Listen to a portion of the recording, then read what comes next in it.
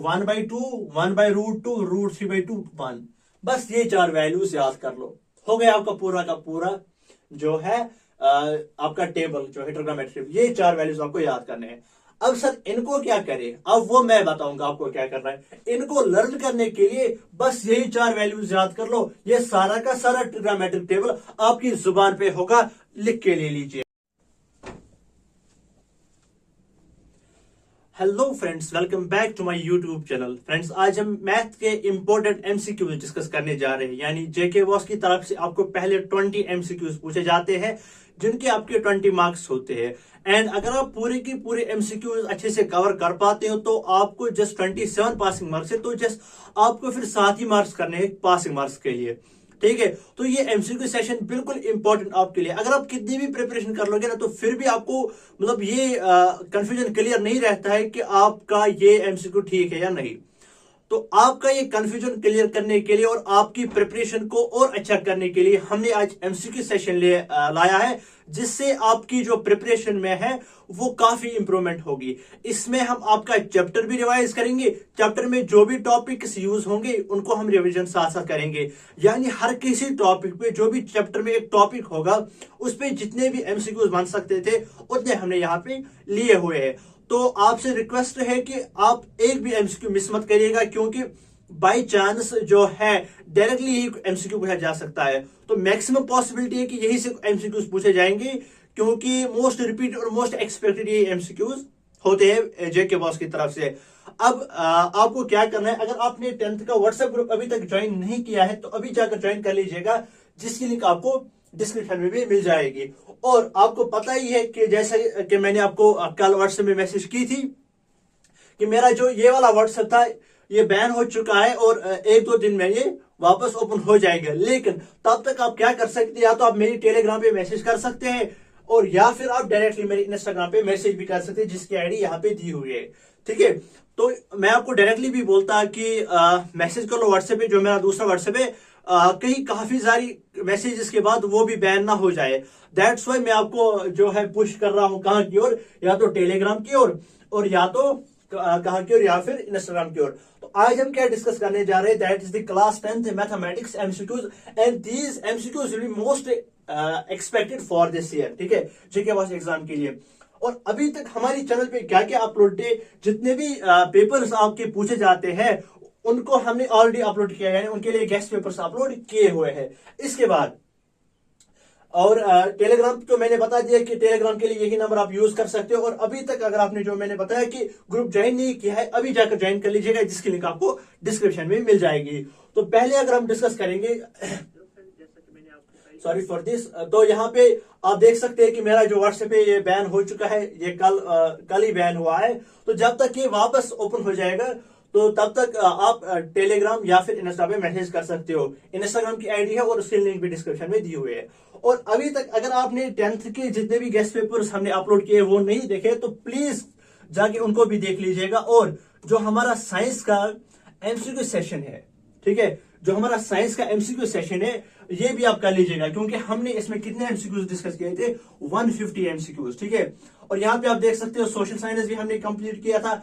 अगर आप इस प्ले लिस्ट में जाओगे, हमने जो है पूरे सब्जेक्ट, जितने भी सब्जेक्ट से जिसमें से आपको एमसीक्यूज पूछे जाते हैं उनको हमने कवर किया है, ठीक है। इसके बाद और मोस्ट इंपॉर्टेंट क्या है यहाँ पे, दैट इज जो इंग्लिश वाला वीडियो है, ठीक है। इसमें हमने पूरा का पूरा ग्रामर डिस्कस किया है और आपको कौन से क्वेश्चन इस साल पूछे जाएंगे, कैरेक्टरिस्टिक्स किस चैप्टर से पूछा जाएगा, वो हमने यहाँ पे डिस्कस किया हुआ है, ठीक है। तो इसके बाद अगर हम चलेंगे, ये वाला गेस्ट पेपर है, इसको आप प्रिपेयर कर सकते हो। ये वाला प्ले लिस्ट आप यूट्यूब पे सर्च कर सकते हो, डायरेक्टली आप सर्च कर लेना एलेक्स मुकीत यूट्यूब पे, और यहां से आप ये प्ले लिस्ट निकाल लेना, ठीक है। तो इसके बाद अगर हम चलेंगे नेक्स्ट स्लाइड की ओर, तो आज के जो एमसीक्यूज है वो 50 एमसीक्यूज है। तो इसमें आप साथ साथ पहले आप कोशिश करिएगा कि आप खुद से ट्राई करना, क्योंकि आपने जो है प्रैक्टिस की होगी अपने एग्जाम्स के लिए। तो पहले आप खुद से कोशिश करिएगा। आप मुझे लास्ट में बता देना जरूर कमेंट बॉक्स में कि आपने खुद से आउट ऑफ 50 क्वेश्चंस कितने किए, ठीक है। तो अगर हम नेक्स्ट स्लाइड की तरफ चलेंगे यहाँ पे, तो पहला यहाँ पे आपको कंसेप्ट क्या रखना है, जिससे आपको बहुत सारे एमसीक्यूज आज सॉल्व होने को है। तो यहां से आपको आपका जो है पूरा का पूरा कंसेप्ट सॉल्व हो जाएगा, ठीक है। ये जो ये वाला सेशन है दैट मीन्स अगर हम यहाँ पे देखेंगे तो कंसिस्टेंट हमारे पास इक्वेशंस होती है, यानी pair of linear equations in two variables, अगर उनमें ये कंडीशन सेटिस्फाई होती है, यानी a1 by a2 is not equal to b1 by b2, इस टाइम क्या होता है, इस टाइम जो होता है वो यूनिक सोल्यूशन होता है। ठीक है, अगर हम बात करेंगे जब यूनिक सोल्यूशन होता है उस टाइम ये कंडीशन होती है a1 by a2 is not equal to b1 by b2, and इसी टाइम जो सिस्टम ऑफ इक्वेशंस होती है वो कंसिस्टेंट होती है। इसके बाद अगर हम देखेंगे a1 by a2 is equal to b1 by b2 is equal to c1 by c2, इस टाइम सोल्यूशन क्या होता है, दैट इज इनफिनाइट सोल्यूशन, और इस टाइम जो सिस्टम ऑफ इक्वेशंस होंगी वो कंसिस्टेंट होंगी। और अगर हम देखेंगे a1 by a2 is equal to b1 by b2 but not equal to c1 by c2, इस time solution does not exist होगा, और इस टाइम क्या होगी, पेयर ऑफ इक्वेशंस या सिस्टम ऑफ इक्वेशंस क्या होगा, वो इनकंसिस्टेंट होगा।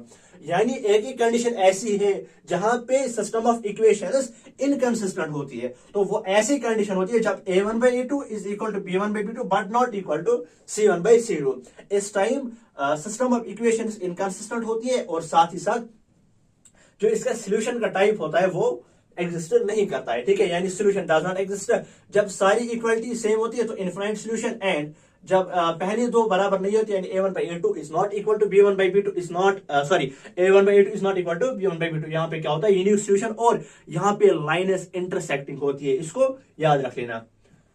इसके बाद क्वेश्चन नंबर फर्स्ट, हम चैप्टर नंबर फर्स्ट से स्टार्ट करेंगे, जो कि आपका पहला चैप्टर है, that is real numbers. Real number से हम स्टार्ट करेंगे, तो पहला जो इजी क्वेश्चन है खुद से ट्राई कर लीजिए, मैं आपको यहाँ पे क्वेश्चन समझा दूंगा।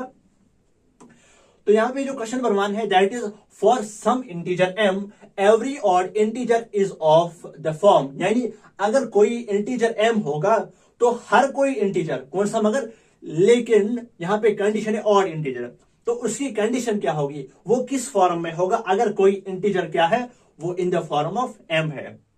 तो हमें क्या निकालना है यहाँ पे, ऑड इंटीजर। ठीक है, तो हमें पता है कि ऑड नंबर्स कैसे होते हैं, 1 3 5 7, ठीक है, ये वाले होते हैं हमारे पास ऑड इंटीजर्स। तो यहाँ पे कौन सी कंडीशन है, अगर हम पहले m कंडीशन देखें तो ये तो सिंपली कौन सा है, that is the simple integer है, तो ये वाला जो ऑप्शन है वो नहीं आएगा। इसके बाद जो दूसरी कंडीशन है, अगर m कोई भी इंटीजर है, ठीक है, तो लेट सपोज m कोई इंटीजर है, लेट सपोज इट इज 5, ठीक है, कोई भी m का वैल्यू यहाँ पे बोलता है फॉर सम इंटीजर m, तो लेट सपोज वो इंटीजर 5 है, अगर हम इसको 5 + 1 करते हैं तो ये 6 आ जाता है, तो यहाँ पे ऑड नहीं है, तो ये वाला भी ऑप्शन इसका नहीं आएगा। तो इसके बाद जो ऑप्शन है दैट इज दी 2m, तो ये आपको पता है अगर हम कोई ऑड भी लेंगे या इवन भी लेंगे, जब हम इसको 2 से मल्टीप्लाई करते हैं वो तो इवन बन जाता है, तो ये कंडीशन किस लिए सेटिस्फाई होगी, अगर हमें इवन दिया होगा। तो अगर हम ये वाली कंडीशन लेंगे तो जब भी कोई किसी भी इंटीजर को हम मल्टीप्लाई करेंगे 2 से वो इवन बन जाएगा, और इवन + 1 अगर हम करेंगे वो ऑड बन जाएगा, तो इवन + 1 क्या होगा, वो ऑड होगा। तो यहाँ पे जो करेक्ट ऑप्शन होगा, correct option will be here D. ठीक है, तो अगर हम इसका आंसर देखेंगे, यहाँ पे मैंने इसका सोल्यूशन साथ साथ लिया हुआ है, तो क्योंकि बहुत सारे स्टूडेंट्स बोलते हैं सर आपका ये वाला क्वेश्चन गलत है, ठीक है, तो यहाँ पे आप देख लीजिएगा, ये इसका सोल्यूशन है, डिफाइनेड सोल्यूशन है, यू आर करेक्ट। तो हमने ये जो आंसर है ये हमने ठीक कर लिया है। Every odd integer can be expressed as 2m + 1 where m is an integer, so the correct answer will be D, that is 2m + 1। इसके बाद जो क्वेश्चन नंबर 2 है हमारा रियल नंबर्स का, that will be on the basis of HCF। तो HCF of A and B, let's suppose कोई भी दो नंबर से A एंड B, उनका जो HCF है वो 12 है, और अगर हम दोनों को मल्टीप्लाई करते हैं उन दो नंबर्स को, वो हमें कितना आता है, 1800। ठीक है, यहां पे मैं आपको कंसेप्ट बताता हूं। तो कंसेप्ट क्या है, यहाँ पे जो कंसेप्ट यहाँ पे यूज होगा, that is HCF into LCM। ठीक है, HCF into LCM is equal to product of two numbers, यानी जो A एंड B का LCM होता है और A एंड B का HCF होता है, जब हम उनको मल्टीप्लाई करते हैं वो रिजल्ट सेम आता है अगर हम उन दो गिवन नंबर्स को मल्टीप्लाई करते हैं। ठीक है, तो यहाँ पे जो HCF है गिवन है दैट इज 12, तो LCM हमें यहाँ पे निकालना है। यहाँ पे बोल रहा है कि then the LCM of A and B, खुद से भी आप कैलकुलेशन कर लीजिएगा, साथ साथ वीडियो को पॉज करिए, खुद से ट्राई कर लीजिए एक बार। ठीक है, LCM is equal to A and B. तो यहाँ पे प्रोडक्ट ऑफ नंबर्स कितना है, दैट इज 1800। तो 1800 यहाँ पे है, दैट इज 1800। तो एलसीएम आएगा बराबर, यहाँ पे आपको पता होना चाहिए, अगर यहां से मल्टीप्लाई है तो अगर हम इसको यहां लेंगे तो ये डिवाइड हो जाएगा, ठीक है। तो 1800 डिवाइडेड बाई 12, यहां से आप कैलकुलेशन करके इसको जो है कैंसिलेशन करके आप यहाँ पे आंसर निकाल सकते हो। तो कौन सा यहाँ पे आंसर आएगा, दैट विल बी 12 1 और 12, ठीक है। तो यहाँ पे जो बचेगा that is 6, 12 into 5, that is यहाँ पे जो इसका करेक्ट आंसर होगा दैट विल बी 150, ठीक है। तो यहाँ पे हमने क्या किया, हमें एक फॉर्मूला यूज होती है यहाँ पे, HCF into LCM is equal to A into B, यानी HCF of A comma B into LCM of A comma B is equal to the product of two numbers. यहाँ पे हमें HCF दिया था, एलसीएम निकालना था, यहाँ पे प्रोडक्ट ऑफ टू नंबर्स दिया था। और यहाँ पे हमें क्या निकालना था, एलसीएम, क्योंकि ये यहाँ पे 12 यहाँ से मल्टीप्लाई है, अगर हम इसको यहाँ लाएंगे तो ये डिवाइड हो जाएगा। 1800 divide by 12 will be equal to 150। तो यहाँ पे जो इन दो नंबर्स का एलसीएम होगा दैट विल बी 150। तो अगर हम इसका आंसर देखेंगे यहाँ पे आप इसका आंसर देख सकते हैं, जो कि इसका आंसर है यहाँ पे दैट विल बी 150। तो सो the correct answer will B 150। तो यहाँ पे प्रोसीजर है, हमें फॉर्मूला पता होती है that HCF of a comma b into LCM of a comma b is equal to the product of given two numbers। Question number 3 की तरफ चलेंगे यहाँ पे, जो कि है इजी है वाला क्वेश्चन, आप कर सकते हो। The product of a rational and irrational number is, यानी अगर हम प्रोडक्ट करते हैं, मल्टीप्लाई करते हैं rational numbers and irrational numbers को आपस में, तो जो रिजल्ट होगा वो क्या होगा, क्या वो रैशनल होगा, क्या वो इरेशनल होगा, क्या वो बोथ ऑफ द अबव होंगे, यानी रैशनल भी होगा इरेशनल भी होगा, क्या वो नन ऑफ द अबव होगा। तो यहाँ पे आपने पढ़ा होगा जो कि इरेशनल नंबर्स होते हैं, अगर हम इरेशनल, ये अपने 9th में भी पढ़ा होगा पहली एक्सरसाइज में, ठीक है। जो इरेशनल नंबर्स होते हैं अगर हम उसको किसी भी नंबर से मल्टीप्लाई करेंगे वो हमेशा इरेशनल होता है। तो यहाँ पे जो करेक्ट ऑप्शन होगा दैट विल बी इरेशनल, ठीक है। अगर हम इरेशनल को किसी भी नंबर से मल्टीप्लाई करेंगे, किसी भी नंबर से मल्टीप्लाई करेंगे, याद रख लेना, अगर हम इरेशनल नंबर को किसी भी नंबर से मल्टीप्लाई करेंगे तो वो हमेशा क्या होता है, दैट इज इरेशनल, ठीक है। तो यहाँ पे जो इसका correct option that will be option number B. यहाँ पे अगर हम देखेंगे इसका detailed solution, the product of rational and irrational number is always irrational, so the correct answer is option B, that is irrational. इसके बाद जो नेक्स्ट क्वेश्चन है हमारे पास, ये सेम जो हमने अभी क्वेश्चन किया था, फॉर सम इंटीजर p, किसी भी इंटीजर p के लिए every even integer is of the form of, ठीक है। अभी हमने ये किया था, हर कोई इवन इंटीजर किस फॉर्म में हम लिख सकते हैं, यानी हर कोई इवन इंटीजर, अगर कोई इंटीजर क्या है, p है, तो हम इस p इंटीजर को कैसे हम इवन इंटीजर बना सकते हैं, कौन सी कंडीशन यहाँ पे सेटिस्फाई होगी, खुद से ट्राई कर लीजिए, क्योंकि मैंने आपको यहाँ पे अभी दिखाया। तो यहाँ पे आप देख सकते हैं कि ये वाली कंडीशन किसके लिए सेटिस्फाई होती थी, जो हमने अभी किया था, वहां पे m था, तो 2m+1 दैट विल बी और इंटीजर। तो ये कंडीशन जो है ये और के लिए सेटिस्फाइड थी। अगर हम 2p की बात करेंगे, ठीक है, 2p को फिलहाल रहने दीजिए, अगर हम p+1 की बात करेंगे, अगर हमारे पास कोई integer, let suppose p is equal to 4, अगर हम p+1 करेंगे that will be equal to 4+1, वो आ जाएगा 5। तो दैट मीन्स ये ऑड है, लेकिन हमें क्या चाहिए, हमें इवन चाहिए, हमें इवन इंटीजर चाहिए। तो ये वाला ऑप्शन भी नहीं है, तो p तो ये वाला डायरेक्ट है, तो ये भी नहीं आ जाएगा। तो इसका जो करेक्ट आंसर होगा दैट विल बी 2p, क्योंकि अगर हम किसी भी इंटीजर को 2 से मल्टीप्लाई करेंगे तो वहां पे आंसर क्या आ जाएगा, वो इवन नंबर आ जाएगा। तो इसका जो आंसर होगा that will be option number B, that is 2p।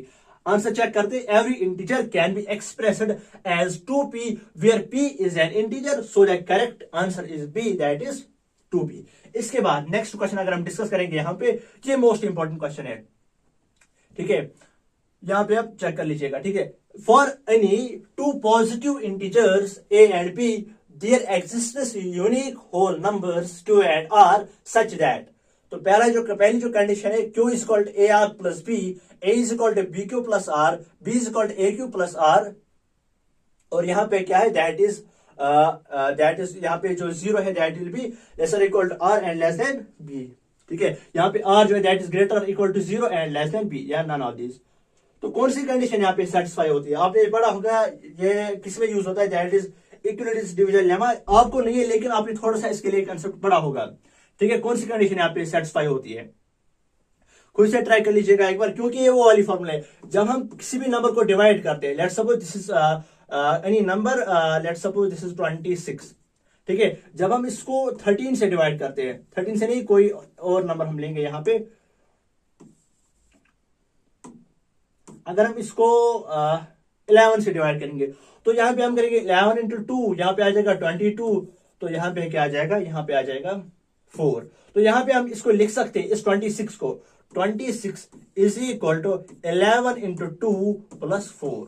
तो यहां पे आप लिख सकते हो, तो ये हमें बन जाएगा आर, ये बी और ये Q. Therefore A is equal to B Q plus R, या हम इसको भी, ये हमें हमारी तक ही होता है, लेकिन यहाँ पे आपको कंडीशन देखनी है कि आर की कंडीशन क्या होनी चाहिए, R should be less than B, ठीक है। ये जो आर है, ये जो आर है, ये इससे छोटा होना चाहिए, तो A is equal to B Q plus R, ठीक है। लेकिन आर की ये कंडीशन है, ये इस बी से छोटा होना चाहिए, और या तो ये, और कंडीशन आर की है, या तो ये आर 0 होना चाहिए, यानी या तो रिमाइंडर 0 होगा या फिर 0 से बड़ा होगा, यानी नेगेटिव आर नहीं हो सकता है, ठीक है। नेक्स्ट क्वेश्चन अगर हम यहाँ पे, अगर हम इसका सोल्यूशन पहले चेक करेंगे, इसका जो करेक्ट ऑप्शन है that is A is equal to B Q plus R. Therefore यहां पे आप देख सकते हो the correct option is A is equal to B Q plus R, where R जो है दैट इज ग्रेटर और इक्वल टू 0 और लेस देन बी। तो यहां पे आप इसका जो है पूरा स्टेटमेंट पढ़ सकते हैं। The correct statement is based on the division algorithm which states for any two positive integers a and b there exists a unique whole number q quotient and r remainder such that a is equal to b q plus r। इसके बाद जो next question है इसको आप कर सकते हो, that is the for 1 0 of quadratic polynomial x square plus 3x plus k is 2 then the value of k is. तो ये जो क्वेश्चन है that is from the chapter 2 polynomials, ठीक है। पॉलिनोमियल जो है आपको यहाँ पे जीरोस निकालने होते हैं, तो यहाँ पे अगर कोई इक्वेशन दी है, क्वाड्रेटिक इक्वेशन है that is x square plus 3x plus k is 2 then the value of k is. तो आप कर सकते हो, यहाँ पे खुद से ट्राई कर लीजिए एक बार, क्योंकि यहाँ पे जो इक्वेशन दी है that is x square plus 3x plus के इज इक्वल टू 2। तो यहाँ पे आपको क्या निकालना है, यहाँ पे आपको निकालना है, सॉरी, इज इक्वल टू 0, और यहाँ पे किस पे आपको निकालना है, दैट इज दी अगर 2 वैल्यू, तो यहाँ पे आपको किसका वैल्यू निकालना है, यहाँ पे आपको निकालना है, you have to calculate the value of K. तो यहाँ पे आप इसको x की जगह आप कौन सा वैल्यू यूज कर सकते हो, यहाँ पे आप 2 यूज कर सकते हो, फिर आप k की वैल्यू निकाल सकते हो, यानी 2 square plus 3 into 2 plus k is equal to 0। यहाँ पे आप देख सकते हो 2 into 2 is 4 plus 3 into 2 is 6 is equal to, sorry यहाँ पे है समटाइम्स जो है टेस्टर वर्क नहीं करता है, तो यहाँ पे आप देख सकते हो दैट इज 2 स्क्वायर होता है 4 and 3 into 2 is 6 plus k is equal to 0. Therefore 10 plus k is equal to 0. Therefore k is equal to minus 10. तो यहाँ पे जो आंसर है इसका that will be minus 10, that is option number B इसका answer होगा, क्योंकि ये खुद ही देता है दैट इसका जो क्वाड्रेटिक पॉलिनोमियल है इसके जीरो से, यानी one of the zero of the quadratic polynomial is 2। तो यहाँ पे आपको किसकी वैल्यू निकालनी है, यानी k की वैल्यू निकालनी है। तो यहाँ पे डायरेक्ट आप इसको वैल्यू पुट 0 करें, क्योंकि आपको पता है क्वाड्रेटिक इक्वेशन आपने पढ़ी होगी, दैट इज चैप्टर नंबर 4 जिसमें हम अभी न्यूमेरिकल करेंगे, यानी x square plus bx plus c is equal to 0, और यहाँ पे आपको x की वैल्यू दी हुई है that is x is equal to 2। जब आप x को वैल्यू 2 पुट करोगे तो यहाँ पे आपको k की वैल्यू निकल जाएगी माइनस 10। तो यहाँ पे आंसर चेक करेंगे दैट विल बी माइनस 10, ये जो इसका जो है करेक्ट आंसर है। Given quadratic polynomial x square plus 3x plus k, और x की वैल्यू यहाँ पे 2 है, सबस्टिट्यूट करेंगे x को 2, इसको यहाँ पे आप कैलकुलेट कर सकते हो। इसके बाद जो नेक्स्ट क्वेश्चन है that is the question number 7। तो the number of polynomials having zeros as 2 and 5, यानी ऐसा कौन सा zero, sorry, the number of polynomials is having zeros as 2 and 5। तो इसमें से कौन सा ऐसा नंबर ऑफ पॉलिनोमियल्स होंगे जिनका जो जीरोस होगा वो 2 and 5 हो सकते हैं। The number of polynomials having zeros as 2 and 5 is. तो आई थिंक इसका जो आंसर है मोर देन 3, इसको मैं चेक कर लूंगा एक बार।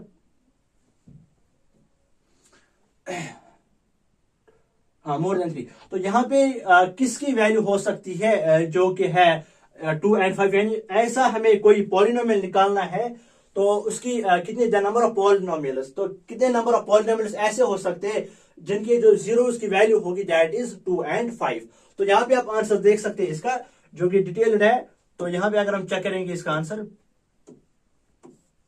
सॉरी एक सेकंड,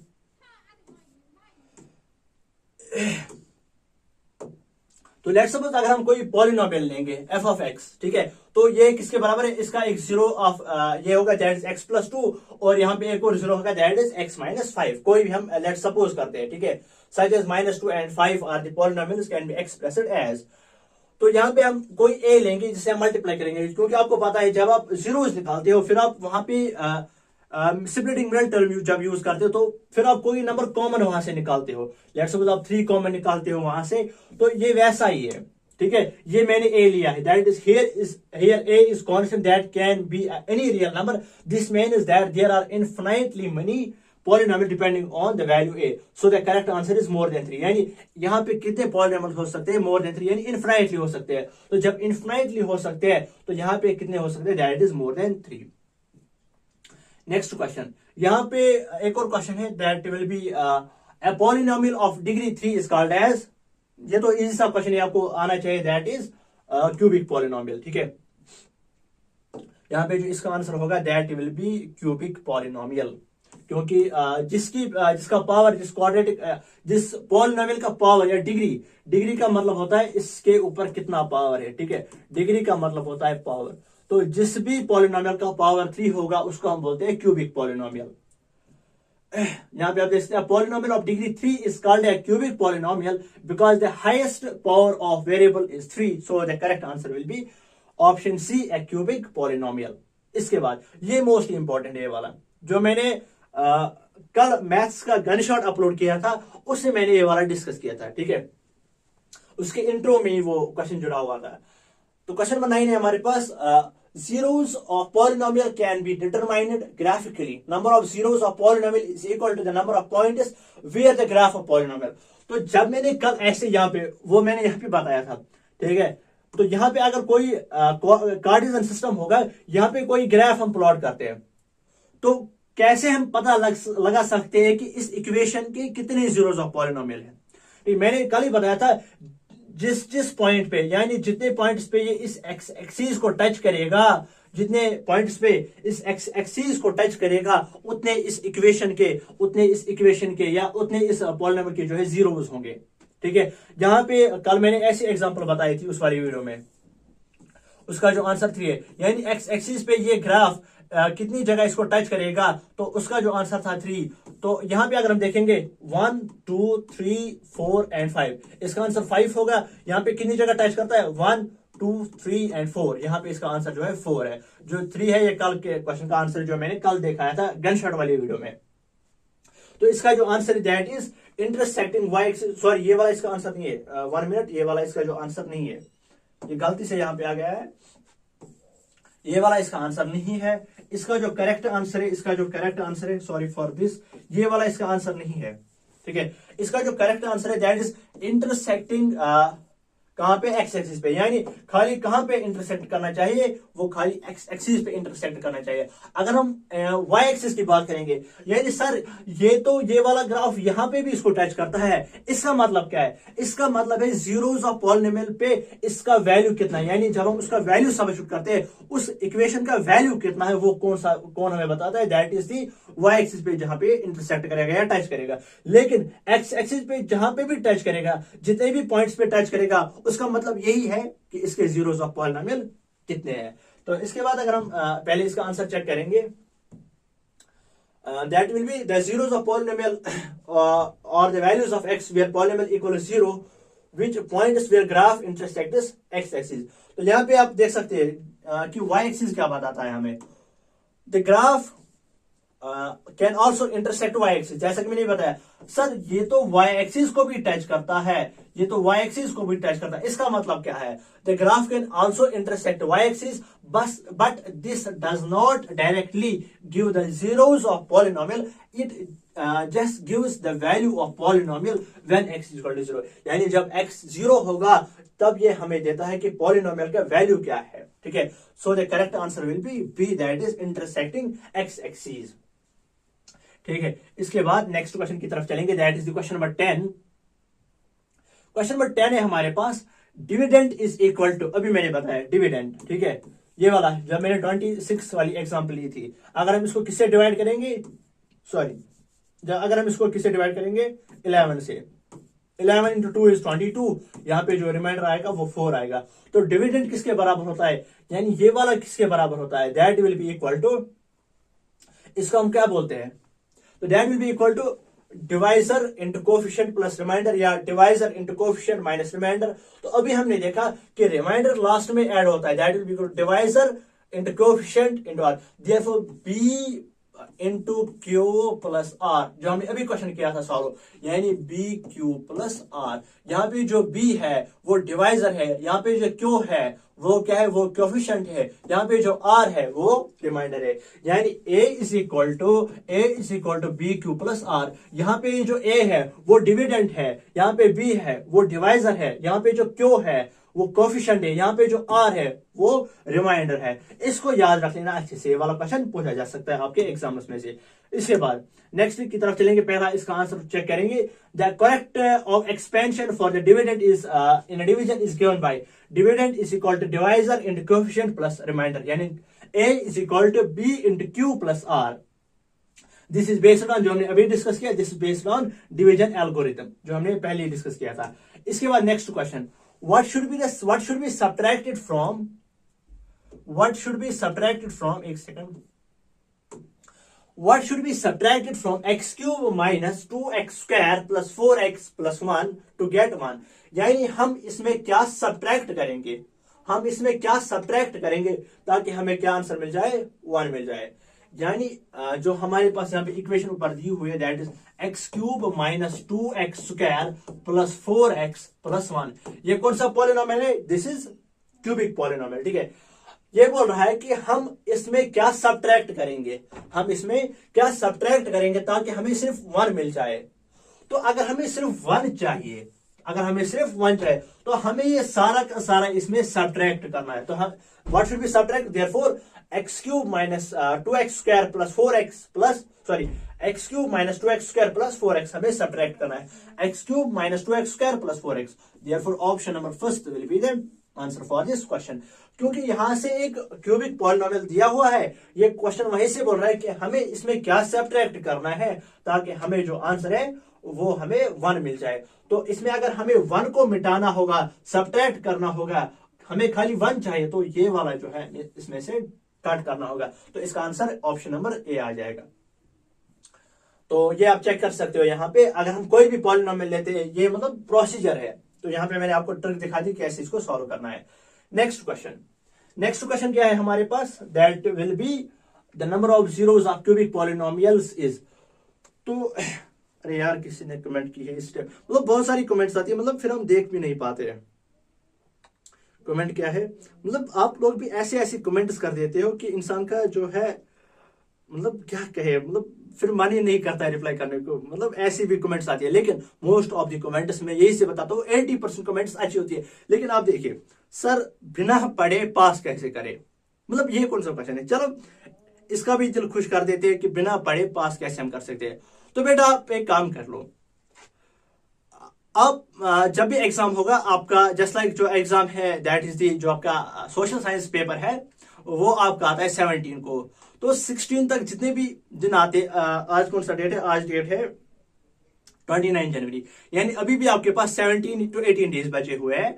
तो आप अच्छे से खेलो, जब आपको लास्ट दिन बचे ना, तो एक काम कर लो, उस टाइम मतलब पूरे दिन खेलो, और रात में जब भी शाम के 9 बज जाए, यानी 16 जनवरी होगा, नहीं 16 फरवरी जब होगा, उस दिन आपको क्या करना है, मतलब जितने भी पैसे आपके अकाउंट में है ना, उन सब से कुछ ना कुछ ऑर्डर कर लो आप, ठीक है। ये काइंड सजेशन है, आपको बिना पढ़े पास कैसे करना है। तो जितने भी एग्जाम्स के दिन बचे हुए हैं उनको अच्छे से यूटिलाइज करो, खेलो कूदो अच्छे से।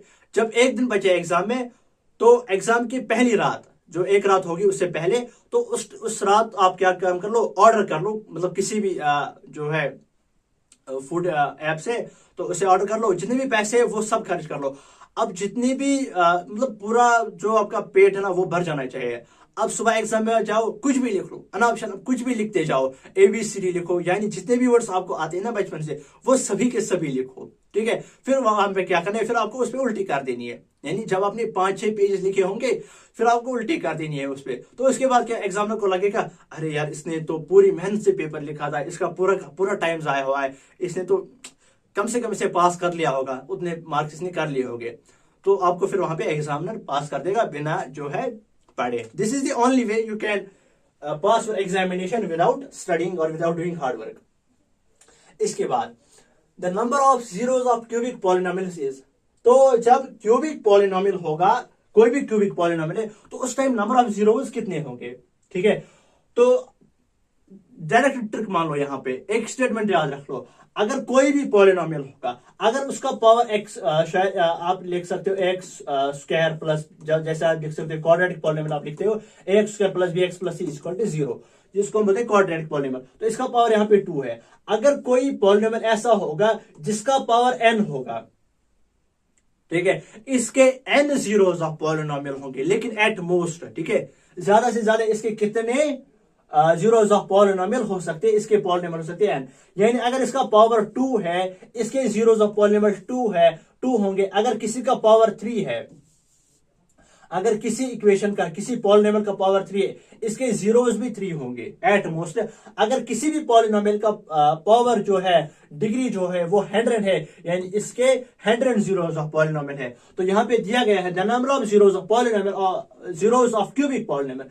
क्यूबिक पॉलिनोमियल का मतलब है जिसका पावर 3 होगा, यानी अगर आप 3 पावर होगा, इसके कितने जीरोस ऑफ पॉलिनोमियल होंगे, वो होंगे एट मोस्ट, यानी ज्यादा से ज्यादा वो कितने हो सकते हैं, 3 हो सकते हैं, और 3 से ज्यादा नहीं हो सकते।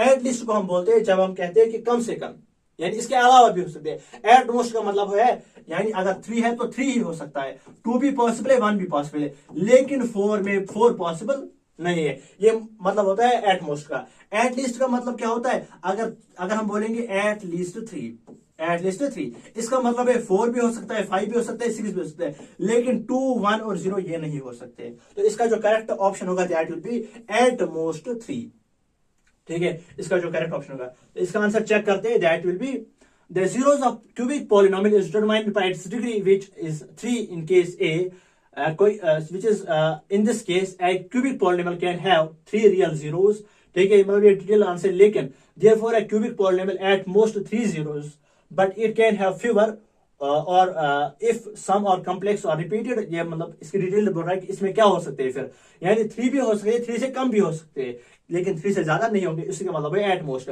सो the correct option, so the correct answer is 3। यहाँ पे ऑप्शन जो है that is option number D at most 3, यहां पे भी option number D at most 3। यहां पे आप चेक कर लिए, चेक कर, सॉरी मैंने तो यहां पे आंसर ही दिखा दिया, क्या मसला है यार। A polynomial p of x of degree n has at most कितने जीरोस होंगे, अभी मैंने बताया। अगर आपके पास कोई भी पॉलिनोमियल होगा, कुछ भी उसकी डिग्री होगी, लेट्स सपोज उसकी डिग्री कितनी है, n है, तो उसके कितने पॉलिनोमियल्स पॉसिबल है, एट मोस्ट, जितना उसका पावर होगा। तो यहाँ पे कितना इसका पावर है, n पावर है, तो यहाँ पे कितने हो सकते हैं, यहाँ पे एट मोस्ट n हो सकते हैं। देयरफॉर यहाँ पे जो n आंसर इसका होगा, ठीक है, 1 हो सकता है, लेकिन मोस्ट अप्रोप्रिएट, अभी मैंने बोला कि एट मोस्ट, तो n से ज्यादा नहीं हो सकते हैं, तो यहाँ पे n इसका करेक्ट आंसर है। यानी जितनी इसकी डिग्री होगी उतने ही एट मोस्ट जो है इसका, ये पे बोल रहा है कि एट मोस्ट कितने हैं, तो जो जितनी डिग्री है वही इसका आंसर होगा। इसके बाद यहाँ पे आप देख सकते हैं इसका डिटेल्ड आंसर है, the degree of polynomial tells us the maximum number of zeros और roots it can have polynomials, it can have a polynomial of degree n, can have at most n zeros, though some of these zeros might be repeated। ये आप पढ़ लीजिएगा। तो मैंने अभी बताया कि जितना इसका पावर होगा उतनी इसकी डिग्री हो सकती है, ठीक है। इसके बाद अगर हम डिस्कस करेंगे, जो कि नेक्स्ट क्वेश्चन है हमारे पास, the graph of polynomial f of x is equal to 2x minus 5 intersects x axis at, यानी एक्स एक्सिस को वो कहां पे इंटरसेक्ट करेगा, अगर ये किसी पॉलिनोमियल, ये किसी ग्राफ की जो है इक्वेशन है, f of x is equal to 2x-5, then intersects the x axis at, तो वो कहां पे एक्स एक्सिस को इंटरसेक्ट करेगा, तो किसकी वैल्यू होनी चाहिए यहां पे, एक सेकंड, सॉरी ये जो है स्लाइड मर्ज हो गई है, तो यहां पे आप देख सकते हैं, तो कहां पे इसका ये करेगा, the graph of polynomial f of x, तो यहां पे इक्वेशन दी है f of x is equal to 2x-5, तो कौन सा वैल्यू हम यहाँ पे जो है पुट करेंगे ताकि ये 0 बन जाए, ठीक है। तो अगर हम पहला ये पुट करेंगे, x की जगह हम 5/2 लेंगे, तो y की जगह हमें लेना है जेड, y का ऑलरेडी है, तो f of x is equal to, ये वाला x होता है और ये वाला y होता है, ठीक है। तो यहाँ पे हमें लेना है x की जगह क्या लेना है, 5/2 - 5, 2 और 2 कैंसिल होगा, f of x is equal to 5 - 5 is equal to 0, तो एफ ऑफ एक्स की वैल्यू यहाँ पे कितनी आ गई, 0, दिस विल बी कंडीशन, तो इसका जो answer that will B first part, ठीक है। अगर आप ये जो ऑप्शन है ये भी आप चेक कर सकते, लेकिन इसका जो करेक्ट ऑप्शन है that will be option number ए, क्योंकि यही पे इसका वैल्यू 0 बन जाता है। यहाँ पे आप देख सकते हो 2x-5 is equal to 0, x की वैल्यू क्या है यहाँ पे, दैट इज 5/2। इसके बाद a polynomial of degree n has, तो अगर किसी पॉलिनोमियल की डिग्री n है तो इसके कितने पॉलिनोमियल्स पॉसिबल है,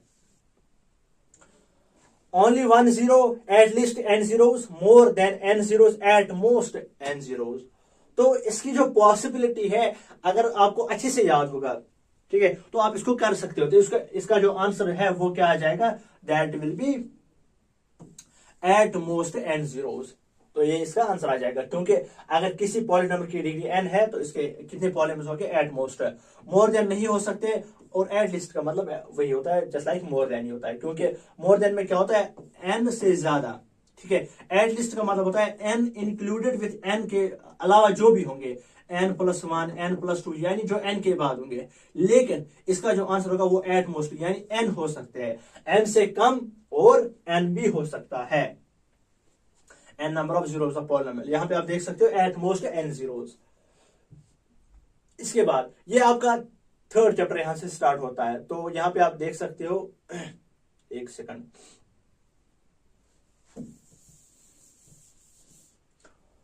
pair of linear equations in 2 variables, तो ये हमने पहले ही डिस्कस किया था वीडियो की स्टार्टिंग में, यानी अगर a1/a2 is not equal to b1/b2, इस टाइम क्या होगा, यूनिक सोल्यूशन होगा, a1/a2 is equal to b1/b2 is equal to c1/c2, इस टाइम इनफाइनाइट सोल्यूशन होगा, a1/a2 is equal to b1/b2 is not equal to c1/c2, इस time क्या होगा, solution does not exist. तो यहाँ पे ये सिस्टम ऑफ इक्वेशंस होंगी, कंसिस्टेंट दो केस में होती है, जब a1/a2 is not equal to b1/b2, और जब तीनों के तीनों सेम होते हैं, इन दो कंडीशन में सिस्टम ऑफ इक्वेशंस कंसिस्टेंट होती है, और जब a1/a2 is equal to b1/b2 but not equal to c1/c2, इस टाइम इक्वेशन इनकंसिस्टेंट होती है, और यहां पे जो सोल्यूशन है वो एग्जिस्ट नहीं करता है। नेक्स्ट स्लाइड की तरफ अगर हम चलेंगे, तो पहला क्वेश्चन यहां पे आपका है, that is if a pair of linear equations is consistent then the line will be, अभी हमने डिस्कस किया, फिर से मैं जो है लास्ट स्लाइड आपको दिखाता हूं। यहां पे अगर पेयर ऑफ इक्वेशंस क्या होंगी, यहां पे दिखाया है इसने, if the pair of linear equations is consistent, तो अगर pair of linear equations consistent होंगी तो यहां पे दो पॉसिबिलिटीज होगी, या तो यूनिक सोल्यूशन होगा या तो इनफाइनाइट सोल्यूशन होगा। तो क्या है यहाँ, अच्छा यहाँ पे दूसरा केस है, यानी को इंसिडेंट पैरेलल इंटरसेक्टिंग, एंड जो यहाँ पे है दैट इज ऑलवेज इंटरसेक्टिंग, या फिर इंटरसेक्टिंग और को इंसिडेंट। तो आपको पता होना चाहिए, जैसे कि मैंने आपको कल भी बताया, that is a1/a2 is not equal to b1/b2, उस टाइम जो सिस्टम ऑफ इक्वेशंस होती है वो इंटरसेक्टिंग होती है, ठीक है, वो क्या होती है, इंटरसेक्टिंग होती है। यहाँ पे अगर हम देखेंगे, जब ये वाली कंडीशन होती है, इस टाइम जो इक्वेशंस होती है, सिस्टम ऑफ इक्वेशंस होती है, वो इंटरसेक्टिंग होती है। तो यहाँ पे अगर हम इसका डायरेक्टली आंसर चेक करेंगे, if a pair of lines is considered, it means that it has at least one solution, यानी यूनिक सोल्यूशन। जैसे कि मैंने अभी बताया कि यहाँ पे मैं आपको फिर से दिखा दूं, जैसा कि मैंने आपको अभी बताया that a1/a2 is not equal to b1/b2। इस टाइम क्या कंडीशन होती है, इस टाइम जो लाइन्स है वो इंटरसेक्टिंग होती है, ठीक है। और इसी टाइम जो लाइन्स है वो कंसिस्टेंट भी होती है, और इसका मतलब है यहां पे यूनिक सोल्यूशन होता है, ठीक है। यहां पे यूनिक सोल्यूशन होता है। तो two lines can either intersecting at a single point. तो अभी मैंने बताया जब ये वाली कंडीशन होगी, ये तो क्या होगी, ये इंटरसेक्टिंग होगी, और को इंसिडेंट। यहां पे मैं आपको एक और कंडीशन यहां पे उसी पे मैं आपको दिखाता हूं, एक सेकंड।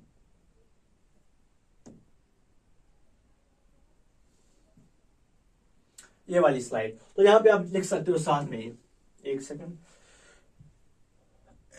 यहां पे आप साथ में लिख सकते हो। यहां पे एक और कंडीशन होगी, जब यूनिक सॉल्यूशन होगा इस टाइम जो लाइन्स होंगी वो इंटरसेक्टिंग होगी, ठीक है। यहां पे जो लाइन्स है वो इंटरसेक्टिंग होगी, यानी जब कंसिस्टेंट होती है यहां पे लाइन्स इंटरसेक्टिंग होती है, ठीक है। और जब इनफाइनाइट सॉल्यूशन होता है यहां पे लाइन्स जो होती है वो को इंसिडेंट होती है, को इंसिडेंट होती है।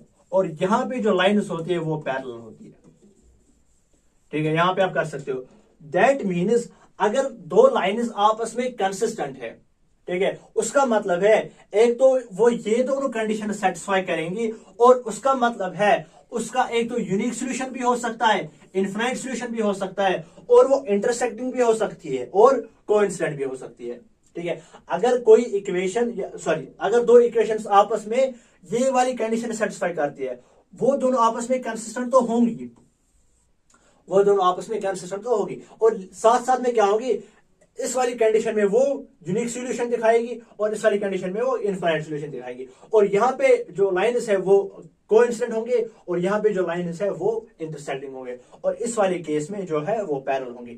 इस चार्ट को आप रफ पे बना लीजिए। अभी वीडियो को पॉज के मैं ही रुकता हूं, तो जिस टाइम मैं रुक रहा हूं आप इसको अपने रफ पे जो है नोट कर लीजिएगा साथ साथ।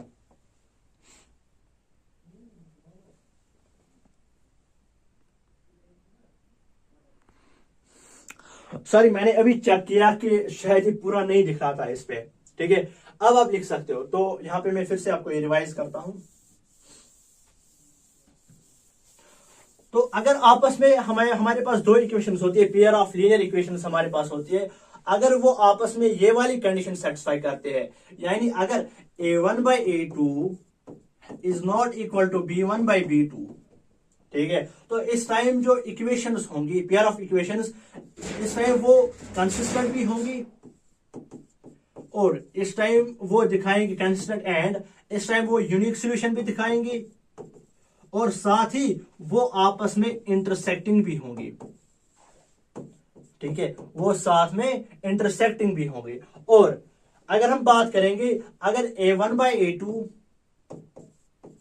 Is equal to b1/b2 is equal to c1/c2, यानी तीनों सेम है, इस टाइम भी जो है आपस में इक्वेशंस कंसिस्टेंट होंगी, एंड यहां पे जो वो सॉल्यूशन दिखाएंगे वो सॉल्यूशन होगा इनफिनाइट सॉल्यूशन, इनफिनाइट सॉल्यूशन होगा। और यहां पे जो लाइन्स होंगी वो आपस में क्या होंगी, वो कोइंसिडेंट होंगी, वो क्या होंगी, कोइंसिडेंट होंगी। और अगर ये वाली कंडीशन होगी, अगर a1/a2 is equal to b1/b2 but not equal to c1/c2, यहां पे जो पेयर ऑफ लीनियर इक्वेशंस होंगी वो क्या होंगी, एक तो वो इनकंसिस्टेंट होंगी, और साथ में वो क्या दिखाएंगी, सॉल्यूशन एग्जिस्ट नहीं करेगा, solution does not exist, and यहां पे जो लाइन्स होंगी वो क्या होंगी, वो पैरेलल होंगी, लाइन्स भी पैरेलल। इसको आप जो है साइड में भी लिख सकते हो। यहां पे जो है एक तो यूनिक सॉल्यूशन है, कंसिस्टेंट है, और साथ में क्या है, इंटरसेक्टिंग है, साथ में इंटरसेक्टिंग भी है। और इनफाइनाइट सॉल्यूशन के टाइम क्या होता है, कंसिस्टेंट भी होती है, और यहां पे जो लाइन्स है वो कोइंसिडेंट होती है,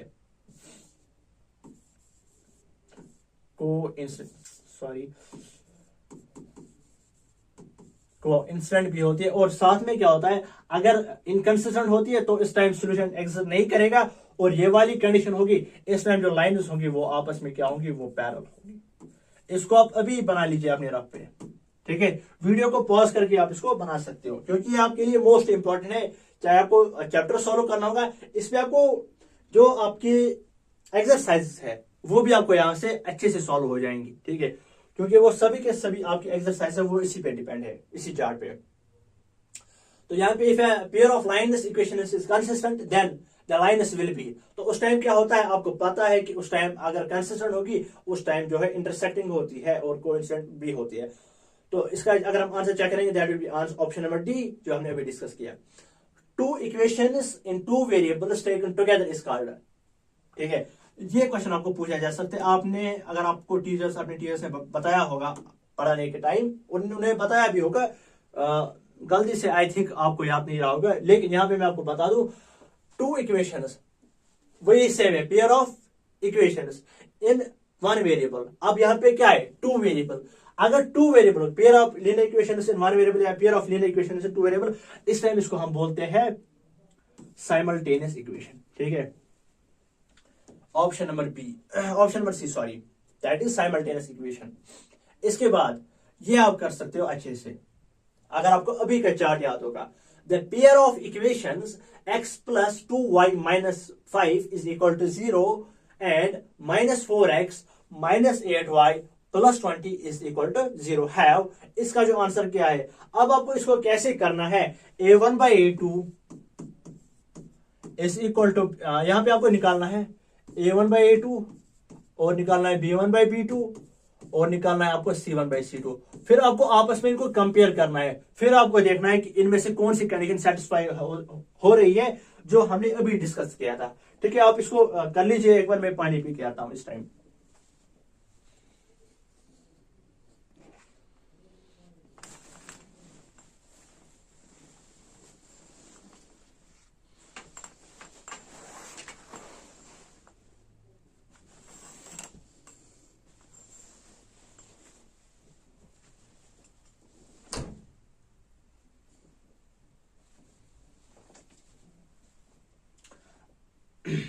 आप कर भी सकते हो इसको, अगर आपने किया होगा। अगर हम यहाँ पे इक्वेशन देखेंगे, दैट विल बी, पहली जो इक्वेशन है हमारे पास, पहले हम इसको लिखेंगे यहाँ पे इक्वेशन को, that is x plus 2y minus 5 is equal to 0, और दूसरी इक्वेशन है that is minus 4x minus 8y plus 20 is equal to 0। तो यहाँ पे अगर हम निकालेंगे a1 by a2, that will be 1 by minus 4।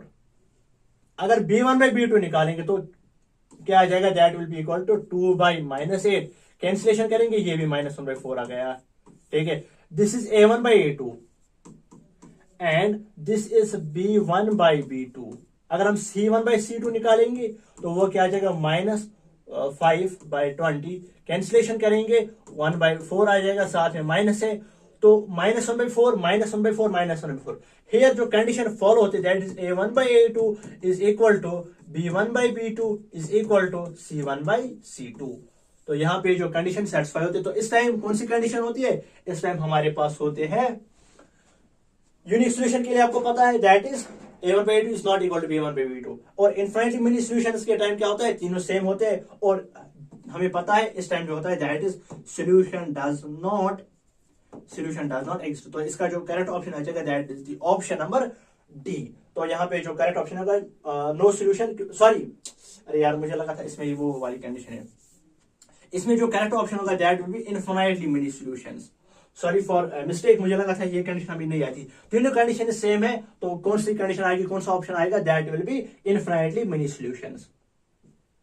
तो यहाँ पे आप देख सकते हैं इनफाइनाइटली मेनी सॉल्यूशन है इसका answer.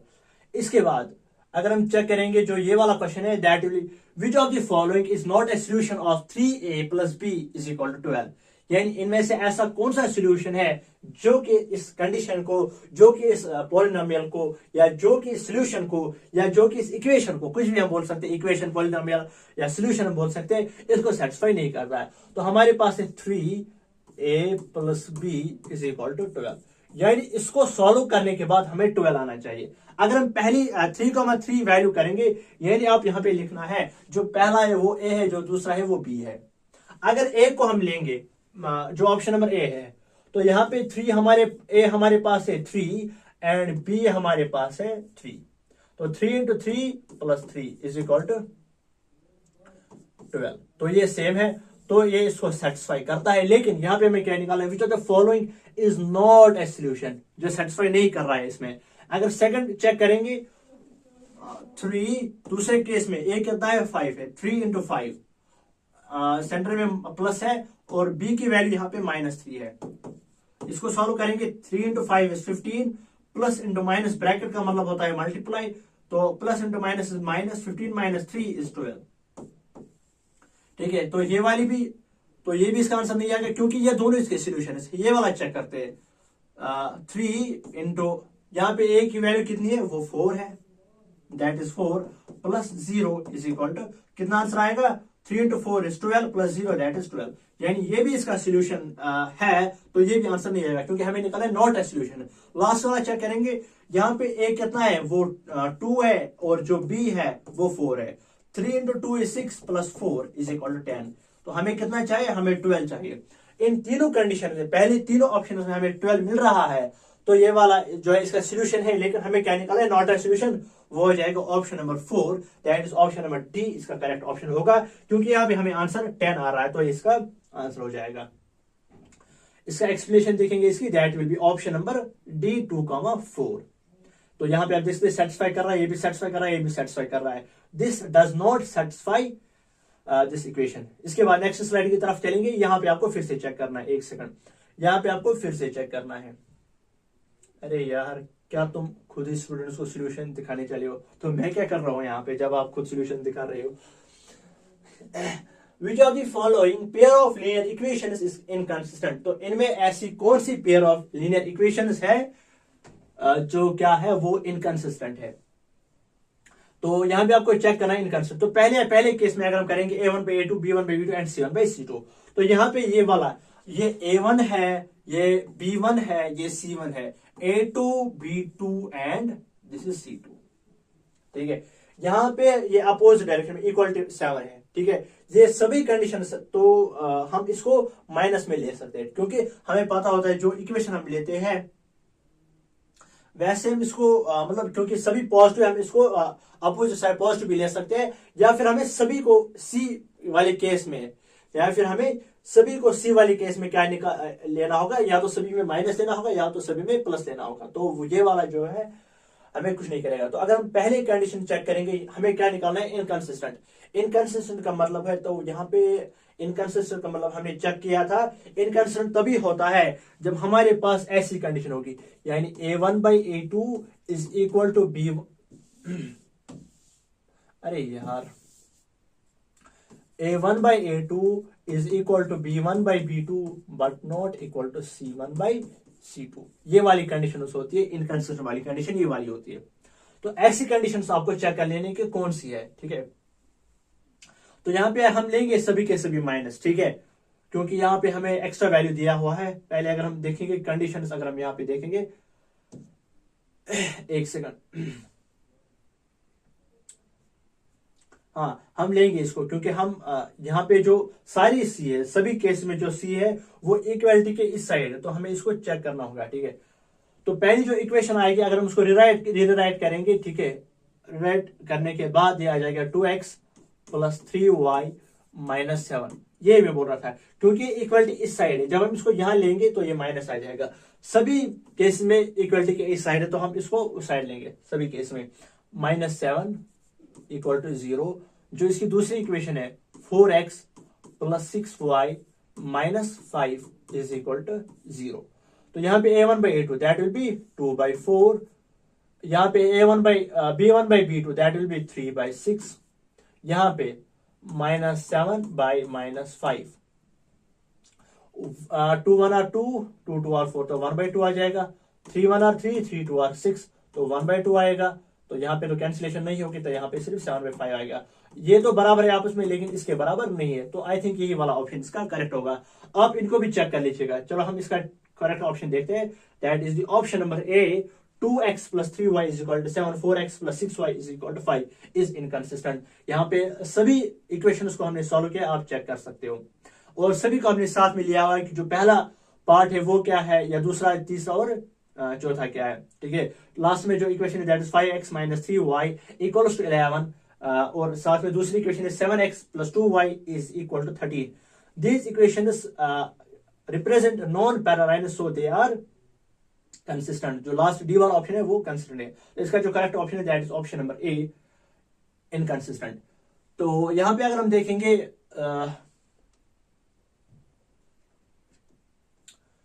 the solution of equation x minus y is equal to and x plus y is equal to 4, यानी हमारे पास दो इक्वेशंस है x minus y is equal to 2 and x plus y is equal to 4। ठीक है, यहां पे आपको solution check करना है, तो कौन सा, क्या आपको x को वैल्यू देना है। ठीक है, ये जो सारी वैल्यूज है ना, ये आप x की जगह पुट कर लो, ये आप y की जगह पुट कर लो, आप देखो कि दोनों इक्वेशन में कौन सा सेटिस्फाई हो रहा है। तो अगर हम x को 3 लेंगे, y को 1 लेंगे, तो ये आ जाएगा 3 - 1 = 2। ठीक है, दूसरी कंडीशन में भी हमें ये लेना है, तो यहां पे क्या है, x को क्या लेना है, 3 लेना है, y को क्या लेना है, y यहां पे 1 है, ये वाले x के हैं, ये वाले y के हैं। As per this x + y that is equal to 4। तो पहली कंडीशन में हमें 2 आना चाहिए, दूसरी कंडीशन में हमें 4 आना चाहिए। तो आई थिंक जो ऑप्शन नंबर फर्स्ट है वो यहां पे है, इसका करेक्ट है। अगर दूसरा चेक करेंगे, अगर यहां पे हम x को 4 लेंगे, y को 3 लेंगे, इस वाली कंडीशन में x को 4 लेंगे, y को 3 लेंगे, आंसर 1 आ जाएगा। x को 4 लेंगे, y को 3 लेंगे, आंसर जो है 7 आ जाएगा। तो ये इसके बराबर नहीं है, ये भी इसके बराबर नहीं है, तो इसका जो करेक्ट ऑप्शन है दैट इज ऑप्शन नंबर ए। यानी आपको क्या करना है, x और y की वैल्यू यहां पे देनी है, तो वहां पे ये सारी वैल्यूज x के हैं, ये सारी वैल्यूज y के। आप देख लो इनमें से ऐसा कौन सा ऑप्शन है जो कि इन दो इक्वेशंस को सेटिस्फाई करता है, तो option number first is the answer. तो यहाँ पे जो इसकी detail answer that is oh got. चलो आप मुझे कमेंट बॉक्स में देना, आंसर देना। वैसे तो अब हम, क्योंकि व्हाट्सएप अब नहीं चल रहा है, तो पीडीएफ शेयर करना नामुमकिन है, लेकिन जिन स्टूडेंट्स को आज का पीडीएफ चाहिए, ठीक है, तो उनको टेलीग्राम पे मैं कोशिश करूंगा उनको सेंड करने की, मतलब टेलीग्राम पे मैं उनको सेंड करूंगा, लेकिन उनको इसका मतलब बताना है, इसका मतलब क्या है और ये किस कंट्री का वर्ड है, ये इनको बताना है। ठीक है, उनको पीडीएफ जरूर मिलेगा, लेकिन टेलीग्राम पे, क्योंकि व्हाट्सएप नहीं चल रहा है, 1-2 दिनों के लिए नहीं चलेगा वो। इसके बाद यहां पे आप चेक कर सकते हैं, एक और क्वेश्चन है that is find the value of a for which the system of equations ax + 2y - 4 is equal to 0 and x - y - 3 equal to 0 will represent intersecting lines.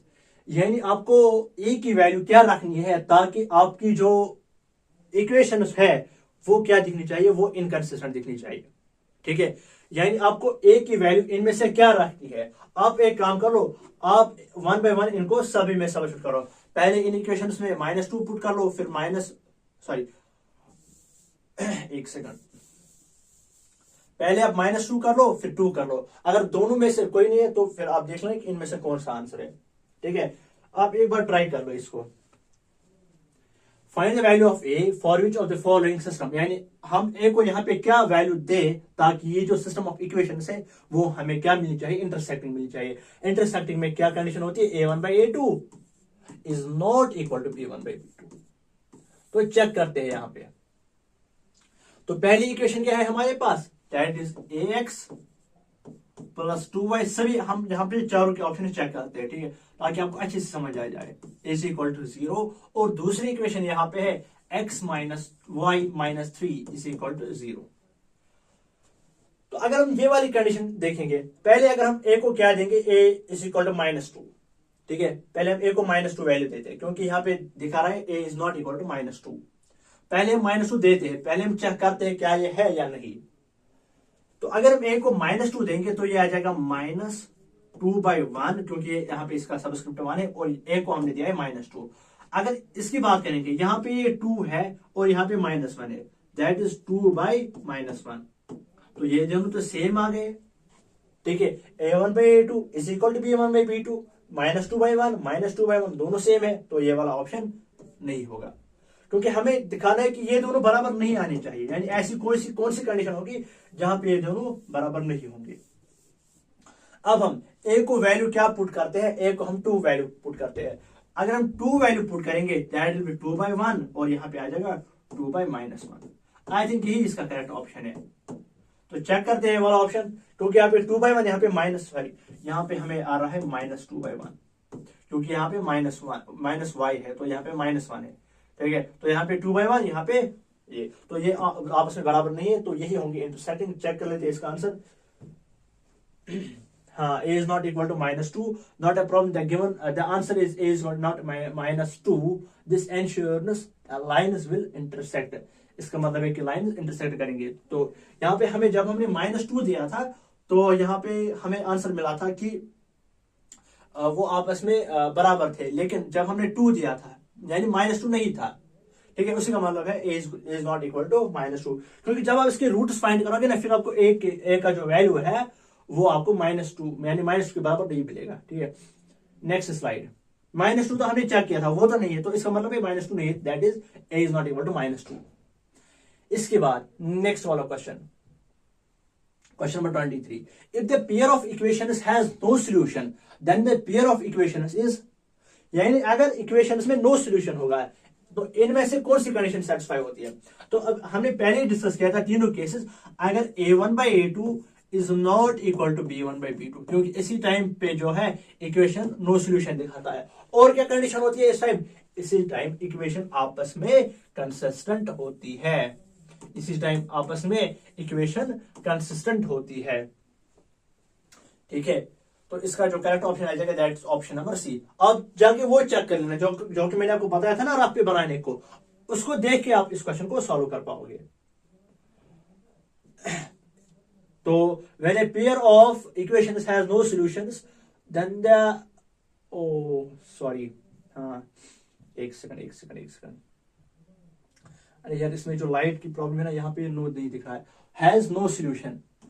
तो नो सॉल्यूशन का मतलब है सॉल्यूशन डज नॉट एग्जिस्ट, क्योंकि यहाँ पे direct आपको नहीं दिख रहे होंगे यहाँ पे अपनी स्क्रीन पे, क्योंकि मुझे यहाँ पे ऊपर सीधे मतलब जो यहाँ पे लाइट आ रहे हैं वो सीधे यहाँ पे दिख रहे, तो नो नहीं दिख रहा था मुझे दिख रहा था इसका सोल्यूशन यूनिक सोल्यूशन। तो अगर यहाँ पे नो सोल्यूशन होगा इसका मतलब है कि सोल्यूशन एग्जिस्ट नहीं करता है। तो सोल्यूशन कब एग्जिस्ट नहीं करता है, जब हमें ये कंडीशन होती है a1/a2 इज इक्वल टू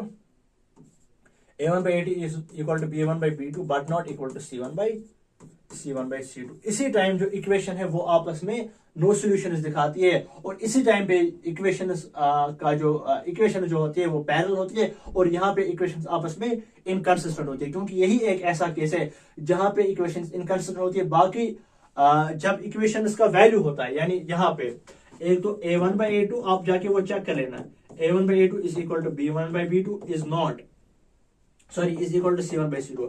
इस टाइम इन्फिनिटली मेनी सॉल्यूशंस होते हैं।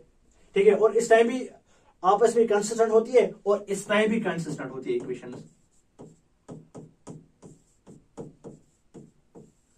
इस टाइम भी कंसिस्टेंट होती है। तो यही एक सिंगल ऐसा केस है जहां पे इक्वेशंस इनकंसिस्टेंट होती है। तो मुझे सॉरी फॉर द मिस्टेक, तो यहां पे मुझे ये नहीं दिख रहा था। तो इसके बाद हाँ, अब ये आपका क्वाड्रेटिक इक्वेशन वाला चैप्टर है, क्वाड्रेटिक इक्वेशन वाला चैप्टर। तो यहां पे थोड़ा सा इंट्रोडक्शन आपको देना है। जो भी इक्वेशंस आपके पास होती है, जस्ट लाइक आपके पास क्वाड्रेटिक इक्वेशन होती है, यानी आपके पास क्वाड्रेटिक इक्वेशन होती है ax² plus bx plus c is equal to 0। यहां पे हम d निकालते हैं, d का मतलब होता है डिस्क्रिमिनेंट। ठीक है, discriminant is equal to b² minus 4ac।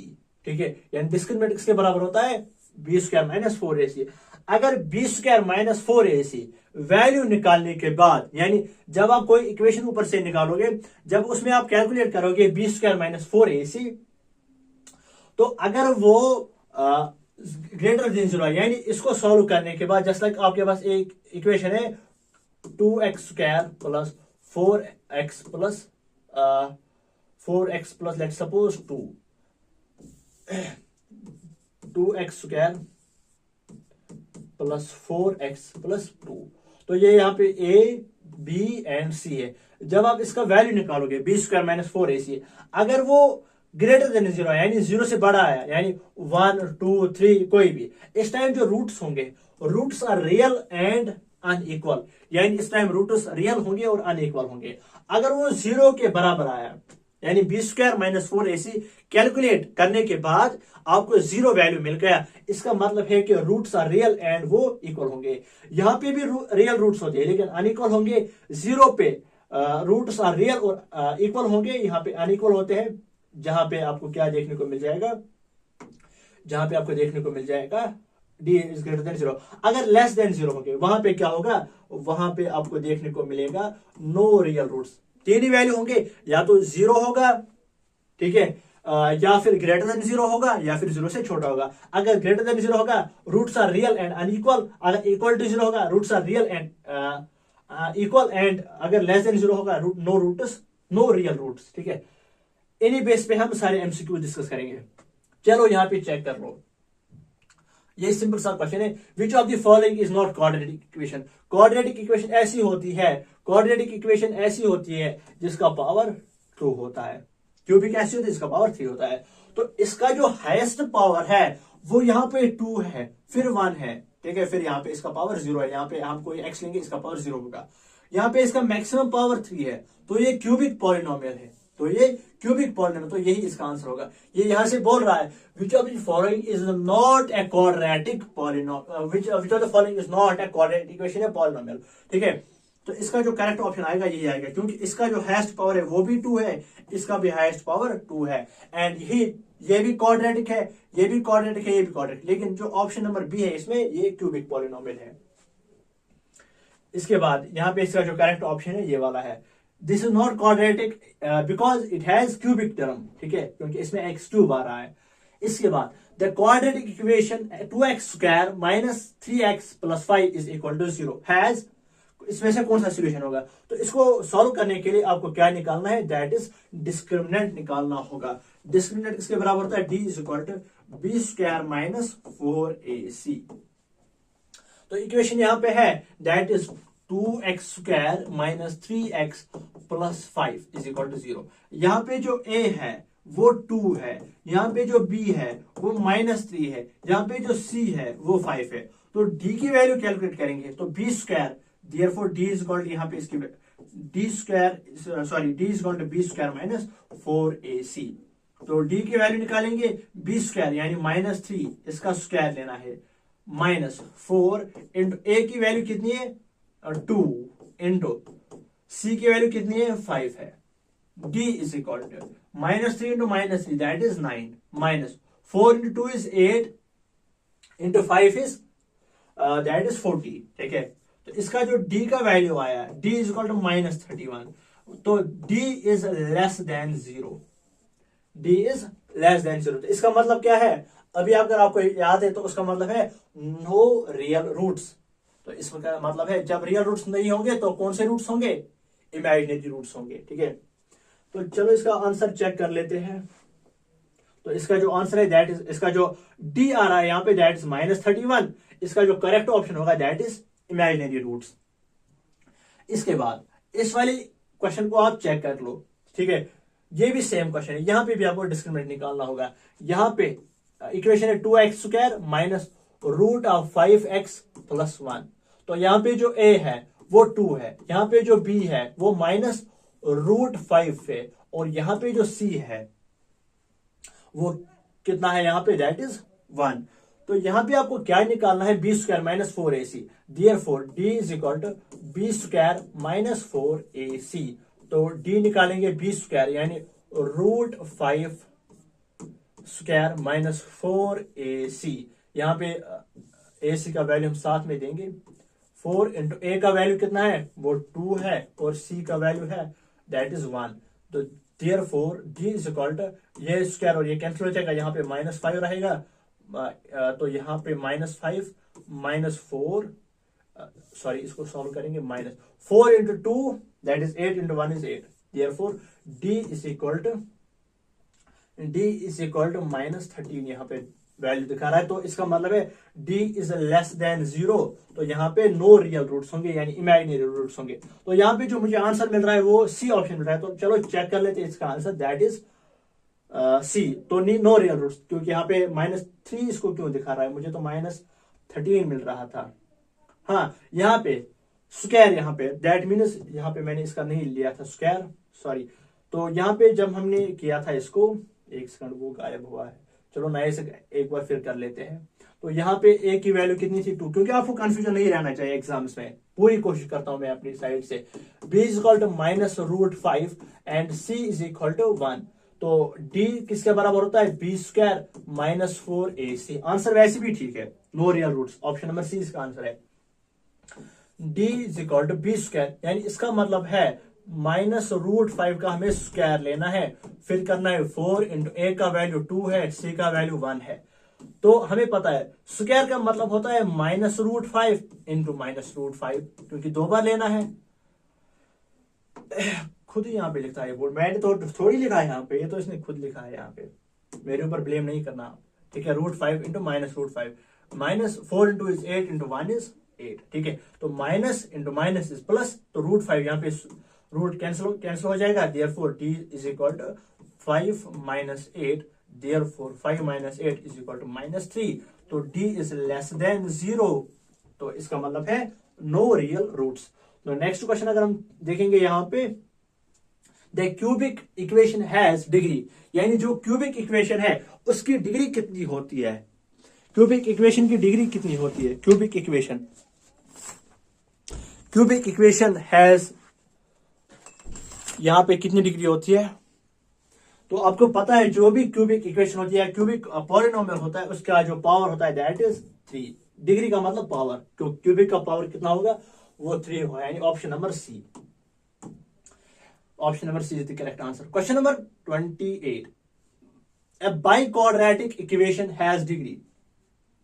तो बाइक्वाड्रेटिक इक्वेशन की डिग्री क्या होगी, अगर कोई क्वाड्रेटिक इक्वेशन अगर कोई क्वाड्रेटिक इक्वेशन होगी, let's suppose ax² plus bx plus c, इसको हम मल्टीप्लाई करेंगे, तो बाई क्वाड्रेटिक तो 2 बार है, तो ax² plus bx plus c। तो अगर हम इनको मल्टीप्लाई करेंगे साथ में, तो इसका 2 और इसका 2 आपस में 4 बन जाएगा। चलो आई थिंक इसका आंसर 4 होगा। हर ये सोच रहे हो ये तो सर बोल रहा है यहाँ पे आई थिंक इसका आंसर 4 होगा, आपको नहीं पता है। अरे यार मुझे पता है, जस्ट मजाक कर रहा हूं आपसे, ठीक है। आप सोच रहे हो कि ये तो हमसे मजाक कर रहा है, कल तो हमारे एग्जाम के साथ मजाक नहीं करेगा। अरे ऐसी बात नहीं है, it is just for entertainment. बाकी इसका आंसर सेम है, क्योंकि काफी साल के हुए पढ़ाते हुए, तो आप तो 10th के हो, तो हम एक्चुअली नीट स्टूडेंट्स को पढ़ा रहे थे, या जो 11th 12th है उनको पढ़ाते हैं। तो छोड़ो इन सब बातें, खुद की तारीफ किसको पसंद नहीं है, ठीक है। तो वैसे मैं खुद की तारीफ खुद ही करता हूं, क्योंकि कोई करने के मतलब कोई करता ही नहीं है। आपके कमेंट्स देखते हैं तो वहां तो आप खुद को पता है कि आपका कमेंट्स वहां पे करते हो, तो तारीफ तो वहां पे होती नहीं है कभी। तो चलो यहाँ पे चेक कर लेते हैं इसका जो है, the value of D when roots of ax² plus bx plus c are real and unequal, यानी जब रूट्स रियल और अनइक्वल होंगे तो उस टाइम डी क्या होगा, एक तो रियल होनी चाहिए और अनइक्वल होनी चाहिए। 3 कंडीशन होती है, या तो 0 के बराबर होगा, या तो ग्रेटर देन 0 होगा, या तो लेस देन 0 होगा। जब 0 के बराबर होता है तो 2 रियल रूट्स होते हैं और बराबर होते हैं। जब लेस देन 0 होता है तो नो रियल रूट्स यानी इमेजिनरी रूट्स, एंड अगर ग्रेटर देन 0 होगा उसका मतलब है एक तो रियल रूट्स होंगे और आपस में अनइक्वल होंगे। Therefore D is greater than 0, option number B इसका करेक्ट होगा। पहले मैंने आपको चार्ट दिखाया था, उसी चार्ट से सभी क्वेश्चन सॉल्व हो रहे हैं। Therefore D is greater than 0। Next question, every quadratic polynomial can have at most, कितने जीरोस होंगे, वही वाला क्वेश्चन पॉलिनोमियल में जो दिखाया था। Every quadratic polynomial can have at most zeros, कितने जीरोस होंगे एक क्वाड्रेटिक पॉलिनोमियल में जितनी उसकी डिग्री होगी उतने ही इसके क्वाड्रेटिक पॉलिनोमियल्स होंगे। सर जितनी उसकी डिग्री होगी उतने ही उसके क्वाड्रेटिक पॉलिनोमियल उतने ही उसके एटमोस्ट पॉलिनोमियल होंगे। यहाँ पे क्वाड्रेटिक पॉलिनोमियल अगर होगा, इसकी डिग्री 2 होगी, तो अगर इसकी डिग्री 2 होगी, इसके एटमोस्ट पॉलिनोमियल जो होंगे या इसके एटमोस्ट जीरो जो होंगे वो होंगे कितने होंगे, अब तो मैं ही भूल गया, कोई बात नहीं, 2 है, क्योंकि क्वाड्रेटिक इक्वेशन की कितनी डिग्री होती है, 2 होती है। इसके बाद next, the cubic equation has the degree. पहला ही क्वेश्चन दैट इज जो आपने किया था, आई थिंक मैंने आपको ये दिखाया था ये वाला क्वेश्चन। अरे पता नहीं आपके इस बोर्ड को क्या हुआ है, जो क्वेश्चन मैं सॉल्व कर रहा हूं वही दिखा रहा है, या फिर मुझे ही भूल गया, आई थिंक। चलो बाद में देखता हूं। एंड ये आपका क्वेश्चन नंबर 32 है, that is the value of B square minus 4ac for the equation 3x square minus 7x minus 2 is equal to 0 is. यानी यहां पे भी आपको क्या निकालना है, यहां पे भी आपको डिस्क्रिमिनेंट निकालना है। डिस्क्रिमिनेंट की फॉर्मूला क्या होती है, दैट इज डी, एक मिनट एक सेकंड, दैट इज डी किसके बराबर होता है, D is equal to B square minus 4ac, यानी D is equal to B square minus 4ac। यहां पे जो इक्वेशन है हमारे पास, that is the 3x square minus 7x minus 2 is equal to 0। तो यहाँ पे हमारा a क्या बन जाएगा, वो 3 होगा, एंड b जो होगा दैट इज माइनस 7, एंड जो हमारे पास c होगा दैट विल बी माइनस 2। यहाँ पे अगर हम इस फॉर्मूला में इन वैल्यूज को पुट करेंगे तो d जो हमें मिलेगा, d will be equal to, यहाँ पे b स्क्वायर, यानी इसका मतलब है माइनस 7 स्क्वायर, इसके बाद माइनस 4 इंटू a की वैल्यू क्या है, a की वैल्यू 3 है, एंड c की वैल्यू जो है दैट इज माइनस 2।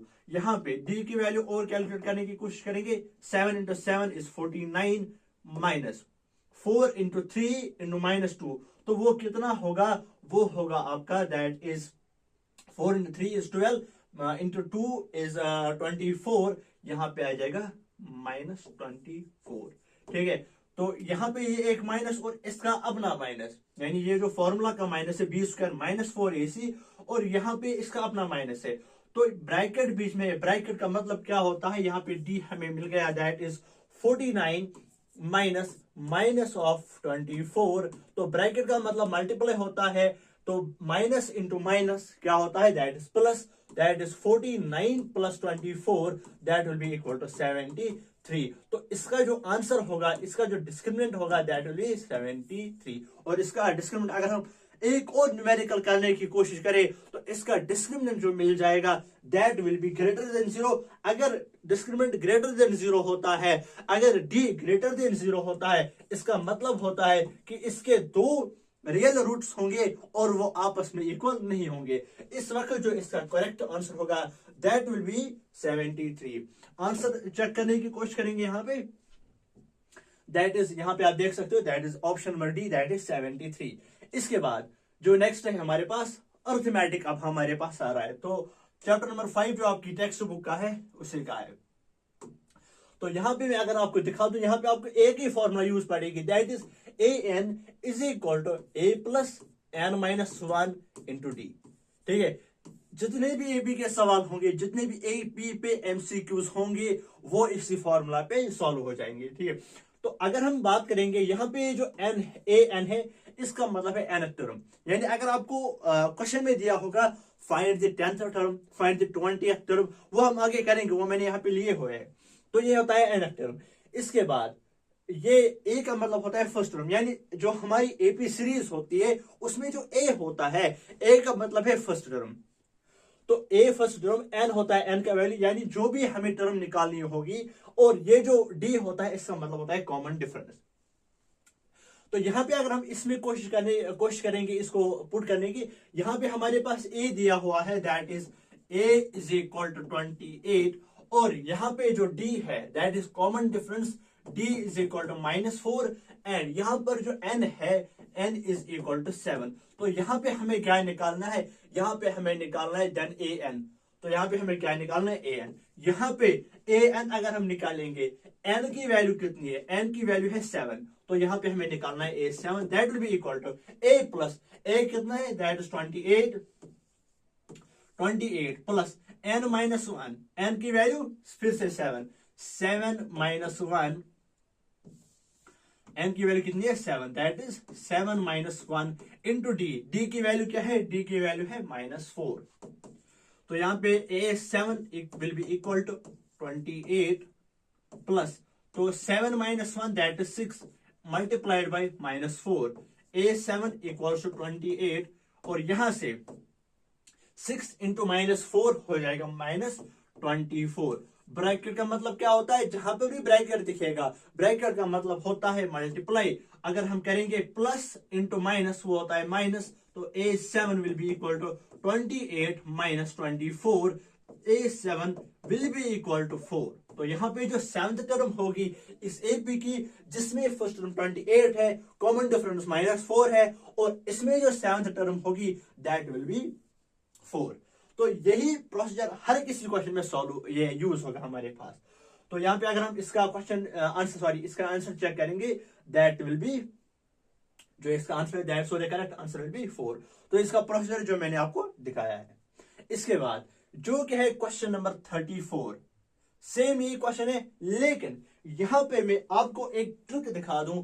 ट्रिक क्या है यहाँ पे, तो यहाँ पे अगर हम देखेंगे पहला जो है दैट इज √2, 3 √2, इसके बाद है जो है 5 √2, इसके बाद 1। तो यहाँ पे हमें क्या निकालना है, द नेक्स्ट टर्म, यानी 5 √2 के बाद कौन सी नेक्स्ट टर्म होगी। मोस्ट प्रोबेबली यही कॉपी पेस्ट सवाल आपको, यही कॉपी पेस्ट यहां से एमसीक्यू पूछा जा सकता है, ठीक है।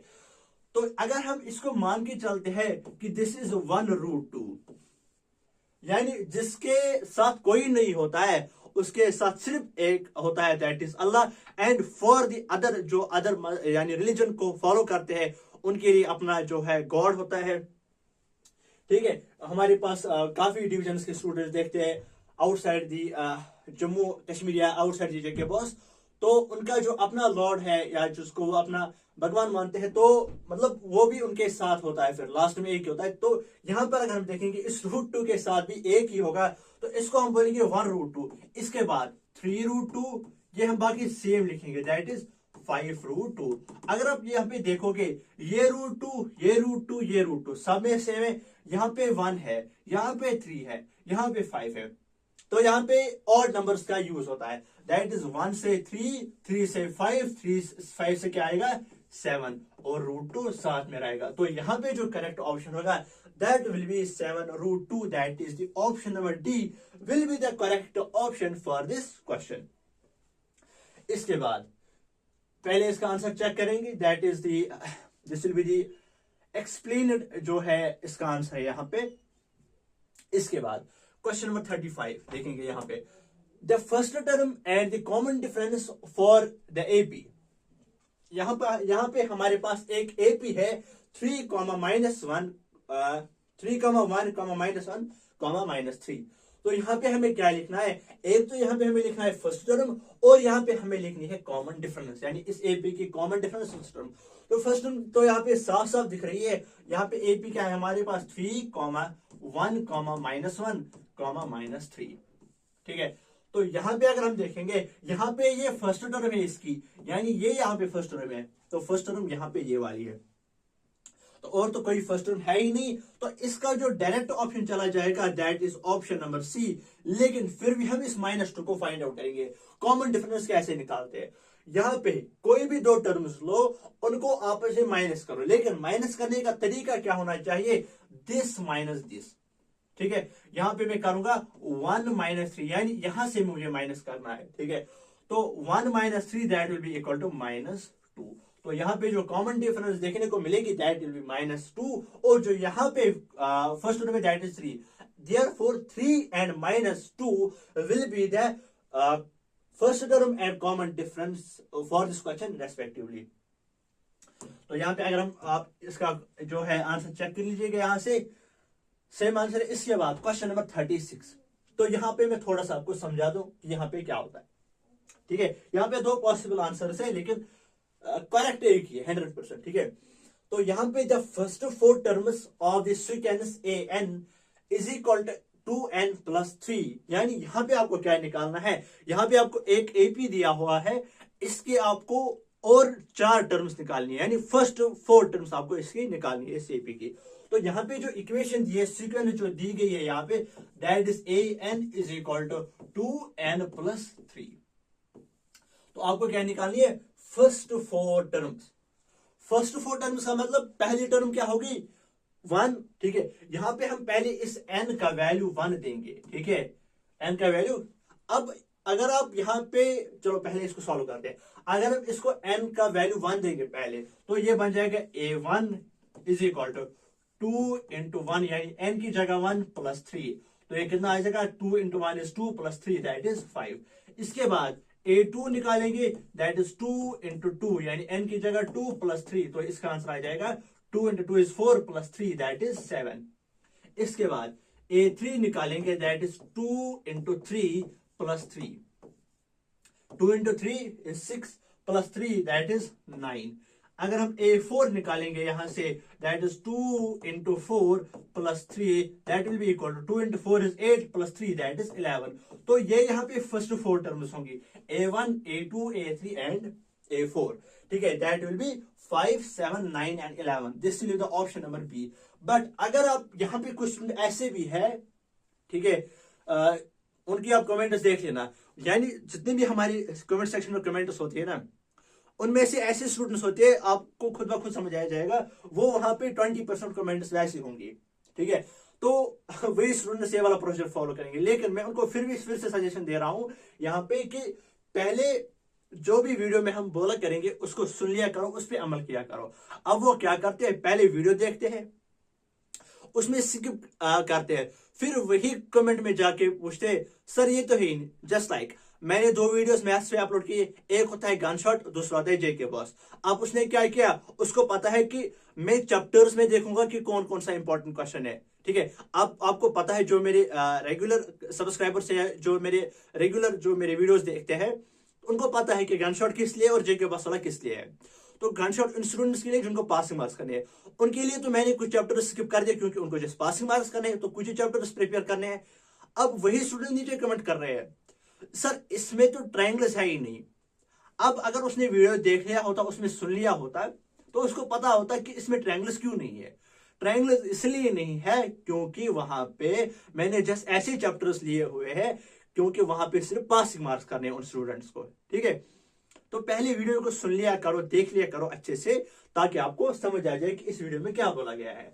अगर आप यहां से n की वैल्यू पहले 0 दोगे, तो यहाँ पे n की वैल्यू 0 दे दो, तो यहाँ पे ये पूरी टर्म 0 बन जाएगी, तो a0 बन जाएगा 3। 3 5 7 9 भी आपका आंसर आ सकता है, लेकिन ये इनकरेक्ट है, क्योंकि n का मतलब है ये मतलब नंबर ऑफ टर्म्स। ठीक है, और ये इसका मतलब होता है n टर्म। जब आप किसी टर्म का वैल्यू निकालते हो, तो आप कहां से निकालोगे 0 टर्म। ठीक है, 0 टर्म आप कैसे निकाल सकते हो, तो यहां से ये क्वेश्चन में ही बोल रहा है कि फर्स्ट फोर टर्म्स, तो फर्स्ट से स्टार्ट करना है, यानी 1 से स्टार्ट करना है। ठीक है, चलो इसके बाद ये इसका प्रोसीजर है, यहां पे आप इसको कर सकते हो। इसके बाद यहां पे this is the most important question, इसको करने के दो तरीके हैं। ठीक है, आपको टीचर्स ने दिखाया होगा, इस पे क्वेश्चंस भी है, दो क्वेश्चंस है एक्सरसाइज 5.2 में।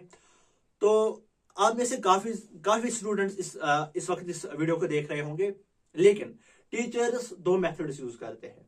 ठीक है, एक होता है सिंपल मेथड, उसमें से आपको अगर मैं यहाँ पे करने चलूं, क्योंकि मैंने पढ़ाया भी है ये वाला क्वेश्चन, बहुत बार पढ़ाया मैंने, तो इसको इस बोर्ड को अगर मैं 3 सेक्शन कर लूं, ठीक है, वहां तक ये आंसर पहुंच जाएगा। लेकिन अगर इसका शॉर्टेस्ट मेथड देखे, दोनों ठीक है, एग्जामिनर के लिए दोनों ठीक है। मैंने देखा हुआ है एग्जामिनर्स को पेपर चेक करते हुए, मैं भी उनके पास बैठा हुआ हूं। ठीक है, तो यहाँ पे वो एक स्लाइड है ना, एक स्लाइड में अच्छे से आ जाएगा, इसमें भी थोड़ी जगह बच जाएगी। अब क्या करना है, यहाँ पे आपको निकालनी है the Tenet term from the AP, from the end of AP. ठीक है, टेनेट टर्म निकालनी है, लेकिन लास्ट से जब आप लिखते हो ना, जस्ट लाइक ए से लेकर आप लिखते हो एक्स वाई जेड, यानी ए बी सी डी आप कहां से लिखते हो, ए से लेकर जेड तक। इस वाई को क्या बोलते हो, इसको बोलते हो आप, जेड होता है लास्ट, इस वाई को आप बोलते हो सेकंड लास्ट। ठीक है, इसको बोलते हैं सेकंड लास्ट। तो आपको निकालना है 10th लास्ट, यानी लास्ट से कहां की ओर 10th की ओर, जो यहां पे होगी। अब टीचर्स क्या फॉलो करते हैं, आपको मैं समझाऊंगा कि आपको कैसे इस क्वेश्चन को करना है। पहले वो निकालेंगे कि ये वाली टर्म, जो ये 1000 की टर्म है, ये कौन सी टर्म है, यानी इस टर्म का वैल्यू क्या है, ठीक है। फिर वो देखेंगे कि इससे वो 10 पीछे आएंगे। तो जब वो इससे 10 पीछे आएंगे तो वहां पे और सारा जो है प्रोसीजर लगेगा। पहले इनको इस जो है इस सेक्शन में इसका एन टर्म निकालेंगे कि ये किस टर्म पे आता है, फिर 10 वापस आएंगे, फिर उस 10th का टर्म वहां पास यहां से निकालना है। अब देखो करने का तरीका, बहुत सारे स्टूडेंट्स को इसमें आता भी होगा, जिन टीचर से दिखाया होगा। अब क्या करना है इसमें, अब मान के चलो कि ये जो एपी है, ये वाली, पहले मैं इसमें जो है कॉमन डिफरेंस निकालता हूं। तो ये फर्स्ट टर्म है, दिस इज सेकंड टर्म, ठीक है, और this is third term, and up to this is -1000। पहले मैं कॉमन डिफरेंस निकालता हूं। यहां से कॉमन डिफरेंस कैसे निकालते हैं, दिस माइनस दिस, ठीक है। तो यहां पे निकालेंगे -10 -5, ठीक है। तो -10 -10 minus into minus that is +5। तो इसका जो आंसर आ जाएगा दैट इज -5। यहां पे जो इसकी कॉमन डिफरेंस है, यहां पे जो इसकी कॉमन डिफरेंस है वो आ जाएगी -5, ठीक है। अब इस एपी को रिवर्स में लिखो। इस एपी को मैंने जैसे यहाँ पे एक ही स्टेप अभी तक किया है, खाली कॉमन डिफरेंस निकाली है मैंने, वो भी 2 स्टेप्स में। अब मैं इस एपी को अगर मैं रिवर्स में लिखूं तो ये जस्ट लाइक ऐसे आएगा, -1000। अब इसकी कॉमन डिफरेंस क्या है, इसकी कॉमन डिफरेंस है -5, ठीक है। तो अगर कॉमन डिफरेंस -5 है तो यहां पे जो नेक्स्ट टर्म है वो क्या होगी, वो होगी -995, ठीक है। बस ये मुझे लिखना है, ठीक है। अब मैं यहां पे निकालूंगा A10। A10 का मतलब होता है A प्लस किसके बराबर होती है, n की फॉर्मूला जो मैंने अभी दिखाई थी, AN = A + n - 1 × D। तो यही फॉर्मूला यहाँ पे यूज होगी, जैसे कि मैंने पहले बताया कि यही वाली फॉर्मूला इसमें यूज होगी। तो AN यानी A10 = A कितनी है यहाँ पे, अब यहाँ पे सर यहाँ पे फर्स्ट टर्म कौन सी लेनी, ये वाली ले लो, ठीक है। ये फर्स्ट टर्म है यहाँ पे, क्योंकि मैंने इसी एपी को रिवर्स ऑर्डर में लिखा है। तो अब मैं यही से चलता हूँ, यानी -1000 -995 -990। तो अब मैं इसको लास्ट टर्म मानता हूं, ठीक है। अब मुझे 10th लास्ट निकालनी, तो मैं यहां से निकालूंगा। A10 = फर्स्ट टर्म माइनस ये है, और प्लस n - 1, n की वैल्यू 10 है यहाँ पे, क्योंकि हमें क्या निकालनी है, 10 टर्म। तो n की वैल्यू 10 -1 यानी n - 1 × D।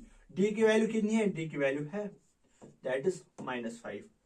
A10 = -1000, ठीक है, प्लस यहां पे 10 - 1 दैट इज 9, 9 × 5 दैट इज 45। अगर हम इसी को यहां पे एक्सप्लेन करेंगे, दैट विल बी A10 = -1000 + 45। तो यहां पे अगर हम इसको करेंगे 1000 और 45, तो यहां पे इसमें माइनस करेंगे क्योंकि यहां पे इसकी साइन ग्रेटर है, तो यहां पे आ जाएगा -955, ठीक है। तो यहां पे जो इसका जो करेक्ट आंसर होगा that will be option number A, ठीक है। मैंने पहले क्या किया, खाली कॉमन डिफरेंस हो गए 2 स्टेप। अब मैंने इसी एपी को रिवर्स ऑर्डर में लिखा, यहाँ पे जो है यहाँ पे मैंने जो है वैल्यू सब्स्टिट्यूट किया फॉर्मूला में। तो अब आपको यहाँ पे देख सकते हैं 1 स्टेप, 2, 3 और 4 स्टेप में आपका आंसर आ गया, ठीक है। अब मैं दिखाऊंगा कि टीचर्स क्या यूजुअली दिखाते हैं, वो मैं दिखाऊंगा आपको, लास्ट में मैंने वो ऐड किया है। तो यहां पे जो पहले इसका आंसर चेक करते हैं क्या वो सही था, हाँ ये वाला। इसके बाद जो नेक्स्ट क्वेश्चन है that is the 30th term of AP 10 7, 4, यानी इसमें जो 30th टर्म है वो कैसे हम कैलकुलेट करेंगे। तो यही सेम फॉर्मूला जो मैंने पहले दी थी आपको, that is AN = A + n - 1 × D। इस फॉर्मूला को मतलब दिल से, बाय योर हार्ट इसको लर्न करके रखो, ठीक है। इसी पे सारे क्वेश्चन सॉल्व होंगे, यानी पूरी की पूरी एक्सरसाइज 5.2 इसी पे बेस्ड है, ठीक है। an is equal to a plus n minus 1 into D. अब हमें यहाँ पे क्या निकालना है, 30th टर्म, यानी 30th टर्म निकालनी है। That means n is equal to क्या आ जाएगा, n will be equal to 30, ठीक है। और यहाँ पे किस एपी की, इसकी, तो 10 7 4, तो यहाँ पे जो फर्स्ट टर्म होगी that is a, that will be equal to 10। और यहाँ पे कॉमन डिफरेंस क्या है, कॉमन डिफरेंस का मतलब कोई भी दो टर्म्स उठा लो एपी की, इनको माइनस कर लो, लेकिन माइनस करने का तरीका या तो दिस माइनस दिस और this minus this. 7 minus 10 that is -3 और 4 माइनस 7 दैट इज ऑल्सो -3। अब इस में जो है वैल्यूज सब्स्टिट्यूट करो।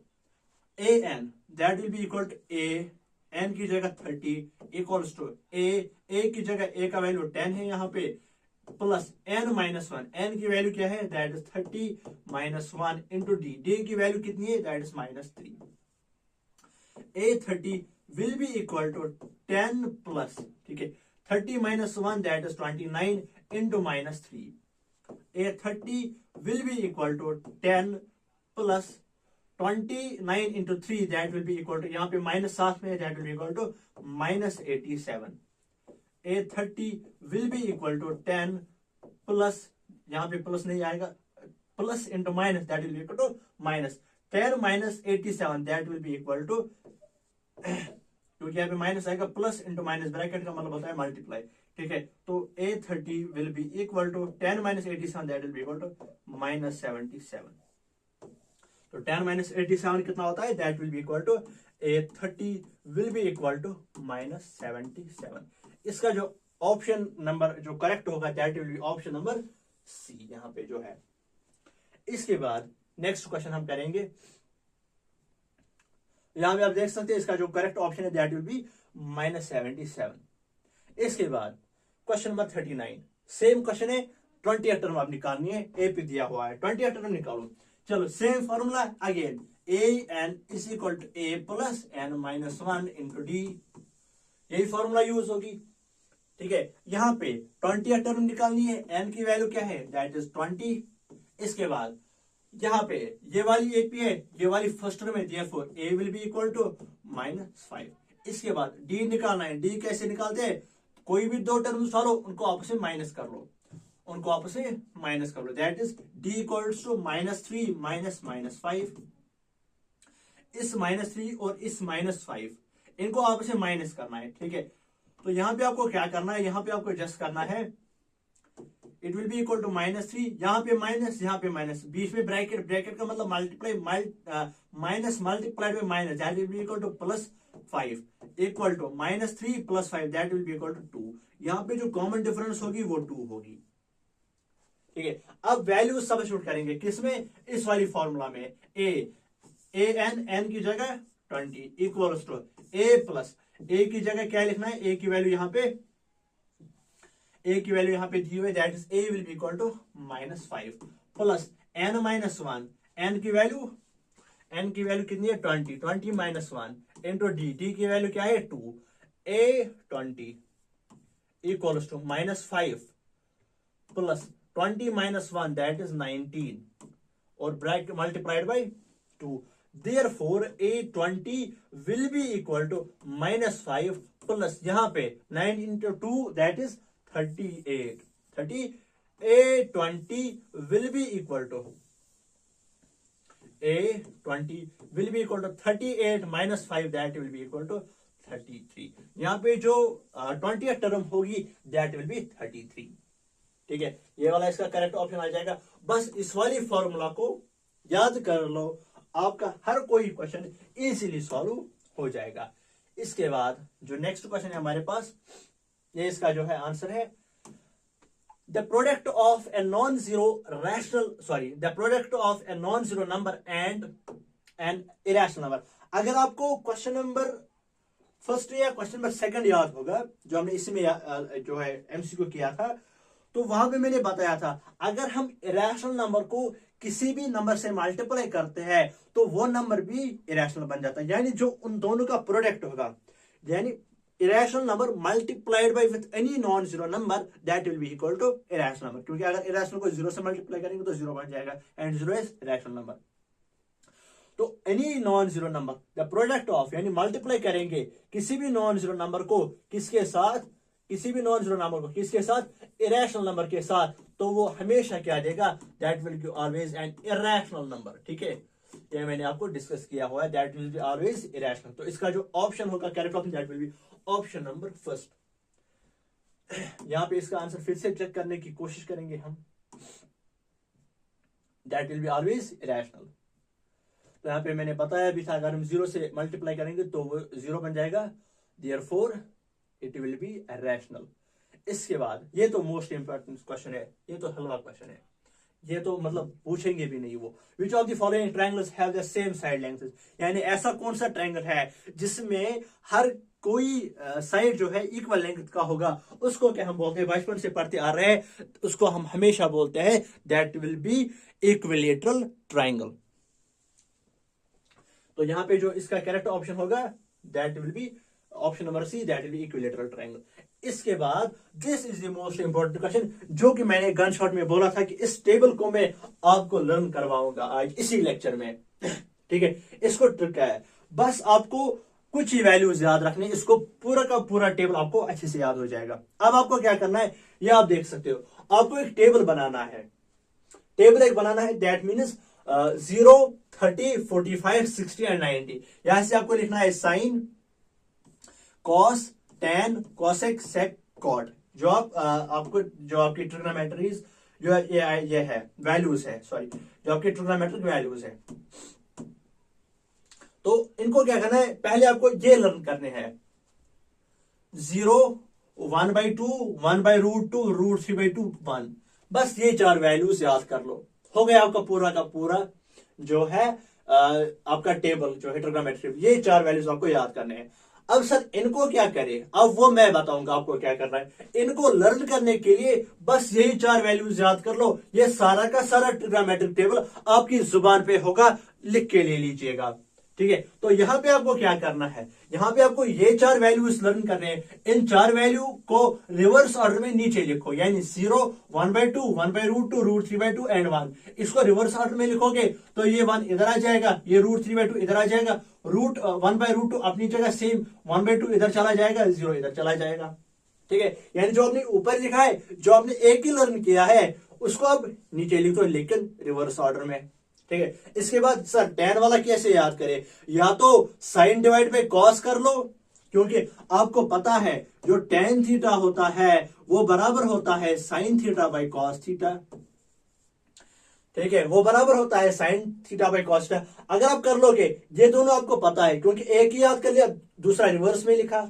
ठीक है, अब क्या करना है, टेन का लिखने के लिए क्या करना है सर, इन दोनों को आपस में डिवाइड कर लो, यानी 0 divide by 1 0, 1 divide by 0 infinity, यानी किसी भी नंबर के नीचे 0 आएगा डिवाइड में, उसका जो आंसर होगा वो इन्फिनिटी होगा। क्योंकि हमेशा जब आप बोलते हो, जब आप रैशनल नंबर डिफाइन करते हो, rational numbers are defined as numbers which are in the form of p by q where q is not equal to 0। अगर q 0 होगा, उसको हम वहां पे क्यों बोलते हैं ये रैशनल नंबर नहीं है, क्योंकि वो वहां पे इनफिनाइट बन जाता है। क्योंकि अगर हम लिखेंगे 2/0 ये इनफिनाइट बन जाएगा, इसलिए हम बोलते हैं अगर हम लिखेंगे q is not equal to 0 तभी ये रैशनल नंबर होगा, अगर q is equal to 0 है तो ये इनफिनाइट नंबर है, रैशनल नहीं होगा। अब क्या करना है, टेन थीटा को लिखने के लिए या तो इन दोनों को डिवाइड कर लो, यानी 1/√2 डिवाइड बाय 1/√2 आंसर आ जाएगा 1। ठीक है, यहां पे इन दोनों को आपस में डिवाइड कर लो, √3/2 1/2, यहां पे 2 और 2 कैंसिल हो जाएगा, आपस में बच जाएगा √3 ओनली। ठीक है, यहां पे चेक कर लो, √3 ये 2 कैंसिल, ऊपर क्या बच जाएगा, ये बच जाएगा √3 और ऊपर 1/√3। इससे भी इजी, बस ये एक याद कर लो, 1/√3 याद कर लो, ये 1 यहां पे लिख लो, ये √3 यहां पे लिखो।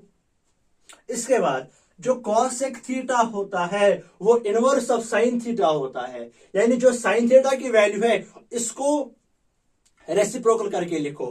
ठीक है, यहां पे अगर 1/2 है तो यहां पे क्या आ जाएगा, 2/1 ओनली 2 लिखना है, यहां पे 1/√2 है, खाली √2 आ जाएगा, यहां पे √3/2 है तो 2 ऊपर चला जाएगा, √3 नीचे आएगा, दैट इज 2/√3। इसके बाद सेक थीटा वाला कैसे करे सर, जो ये वाला है ना इसको रिवर्स ऑर्डर में लिखो, रिवर्स ऑर्डर में नहीं रेसिप्रोकल करके लिखो। यहाँ पे क्या है हमारे पास, यहाँ पे क्या है हमारे पास, यहाँ पे है √3/2, इसको रिवर्स ऑर्डर में लिखो, यहाँ पे आ जाएगा। अब यहाँ की ओर देखने की भी जरूरत नहीं है, जो कॉसेक थीटा का वैल्यू आया ना यहाँ पे, ये वाला जो अभी किया, इसी को फिर से रिवर्स ऑर्डर में लिख लो। ये 2/√3 यहाँ आएगा, ये √2 अपनी जगह, ये 2 यहाँ जाएगा, ये इन्फिनिटी यहाँ जाएगा, ये 1 यहाँ जाएगा। जो यहाँ पे किया था ऊपर पहले स्टेप में, यही ये यहाँ पे भी यही कर लो। और सर कॉट थीटा को क्या करना है, बस यही कर लो, सेम चीज। क्या करना है सर, जो tan थीटा है उसका इनवर्स लिखो, 1 का इनवर्स 1। अगर ये √3/1 होगा सर, इसका इनवर्स क्या आएगा सर, 1/√3 आएगा, तो यही वाला है। ठीक है सर, ऐसे याद नहीं रहता तो कैसे करना है, अब क्या कर लो, इस √3 को यहां ले लो, इस 1/√3 को यहां ले लो, इस 1 को नीचे ले लो, हो गया।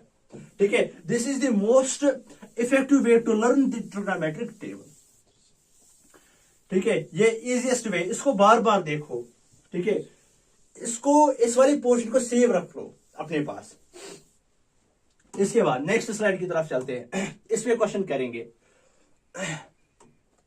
तो टेबल पे क्वेश्चन है साइन थीटा की वैल्यू क्या है, अभी जो टेबल किया था उस पर चेक कर लो। साइन 30 की वैल्यू, साइन 30 की वैल्यू जो होगी, साइन 30 की वैल्यू जो होगी वो होगी 1/√2, सॉरी 1/√2 नहीं 1/2 होगी। सर cos 30 का वैल्यू दैट इज √3/2, यकीन नहीं हो रहा है चेक कर लो। माइनस साइन 60 की वैल्यू क्या है, √3/2 है सर। और cos 60 की वैल्यू क्या है सर, 1/2 है। हमने अभी रफ पे चेक कर लिया क्योंकि अभी बोर्ड से उतारा था। यहाँ पे माइनस है, ये भी सेम है, ये भी सेम है, ये भी सेम है, ये भी सेम है, बीच में माइनस। जब सेम सेम होगा, नीचे माइनस होगा, सॉरी बीच में माइनस होगा, आंसर 0 आएगा। तो 0 will be the correct answer, that will be option number B will be the correct answer for this question. चलो नेक्स्ट स्लाइड की तरफ चलते हैं। This is the lengthy answer for this question. यहाँ पे लिखा है साइन थीटा 1/2, cos 30 √3/2। ये आप कर सकते हो यहां से। इसके बाद एक और क्वेश्चन, सर इसको क्या करना है, इसको कैसे करना है मैं बता दूंगा। इसको करना है the value of cos 0, cos 1, cos 2, cos 3। Sir कैसे करना है इनको, अगर आप इन सारे को बीच में प्रोडक्ट करोगे तो आंसर क्या आएगा।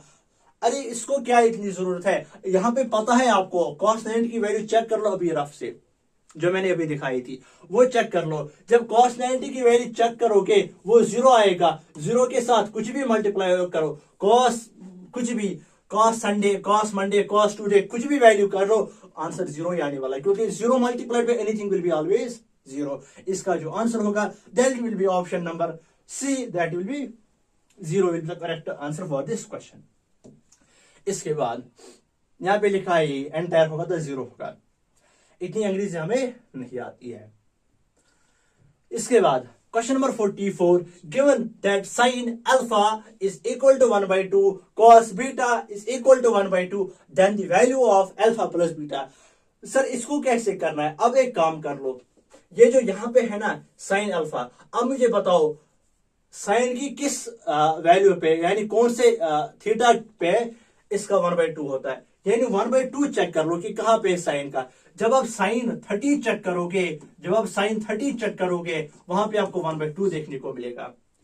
अब देखो कॉस का ऐसा कौन सा वैल्यू है, थीटा का वैल्यू है जहां पे 1/2 वैल्यू। सर हमने चेक कर लिया रफ से, जब हम देखते हैं cos 60 वो 1/2 आता है सर। अच्छा इसका मतलब क्या है, इसका मतलब है ये वाला अल्फा है, ये वाला बीटा है, तो अल्फा 30 है, बीटा 60 है। 30 प्लस कितना, 30 प्लस 60 कितना होता है, वो 90 होता है सर। क्या वो ऑप्शन में दिख रहा है, बिल्कुल दिख रहा है, option number D, that will B 90 will be correct option for this question. इसके बाद यहां पे इसका आंसर है क्वेश्चन नंबर 45। तो यहां पे क्या करना है, value of tan theta by cot theta check कर लो फिर से। tan 30 की वैल्यू कितनी है और cot 60 की वैल्यू कितनी है। सर यहाँ पे तो सेम सेम दिख रहा है, सर यहाँ पे तो सेम सेम दिख रहा है, जो tan 30 की वैल्यू है वही शायद cos 60 की वैल्यू है। क्या वही है, फिर से चेक कर लो, क्या tan 30, क्या tan 30, क्या tan 30 और cot 60 की वैल्यू सेम है। यस सर सेम है। क्या क्या है सर इसका 1/√3 है, इसका भी 1/√3 है, दोनों सेम है, ये कैंसिल, ये कैंसिल, ये कैंसिल, ये कैंसिल, आंसर कितना आ जाएगा? 1 आ जाएगा। तो that will be option number D will be the correct option for this question. Sir इसके बाद कौन सा क्वेश्चन है, चेक कर लो कौन सा क्वेश्चन है। इससे पहले सर इसका पहले आंसर है, इसके बाद क्या है? Sir thank you so much. इसका मतलब क्या है? आज के लिए इतना ही है। तो अगर हम आज के लिए इतना ही डिस्कस करेंगे तो आज हमने सर, आपने तो कुछ चैप्टर्स जो है इसमें छोड़े, क्यों छोड़े हैं सर? इसका मतलब है, पहले मैं चेक करता हूं कि रिकॉर्डिंग हो रही है नहीं।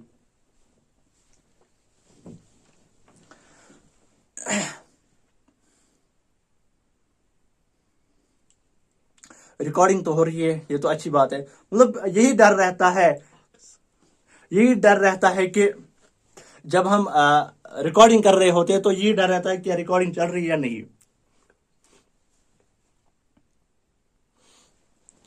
तो ये काफी मुश्किल रहता है कि मतलब जब मैं यहाँ पे लेक्चर दे रहा हूँ आपको, तो ये काफी ज्यादा मतलब इम्पोर्टेंट रहता है कि हाँ रिकॉर्डिंग हो रही है, क्योंकि काफी टाइम से रहता है कि क्योंकि बिहाइंड द कैमरा रहता है तो पता नहीं रहता है।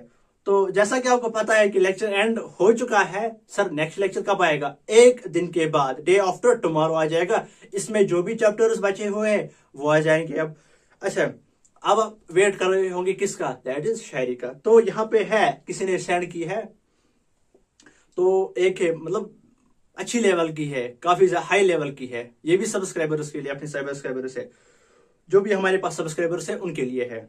मंजिल पाना तो दूर की बात है, मंजिल पाना तो दूर की बात है, गुरूर में रहोगे तो रास्ते भी नहीं देख पाओगे। इसे और अगर आपको सुननी है इससे भी हैवी तो सुन लो।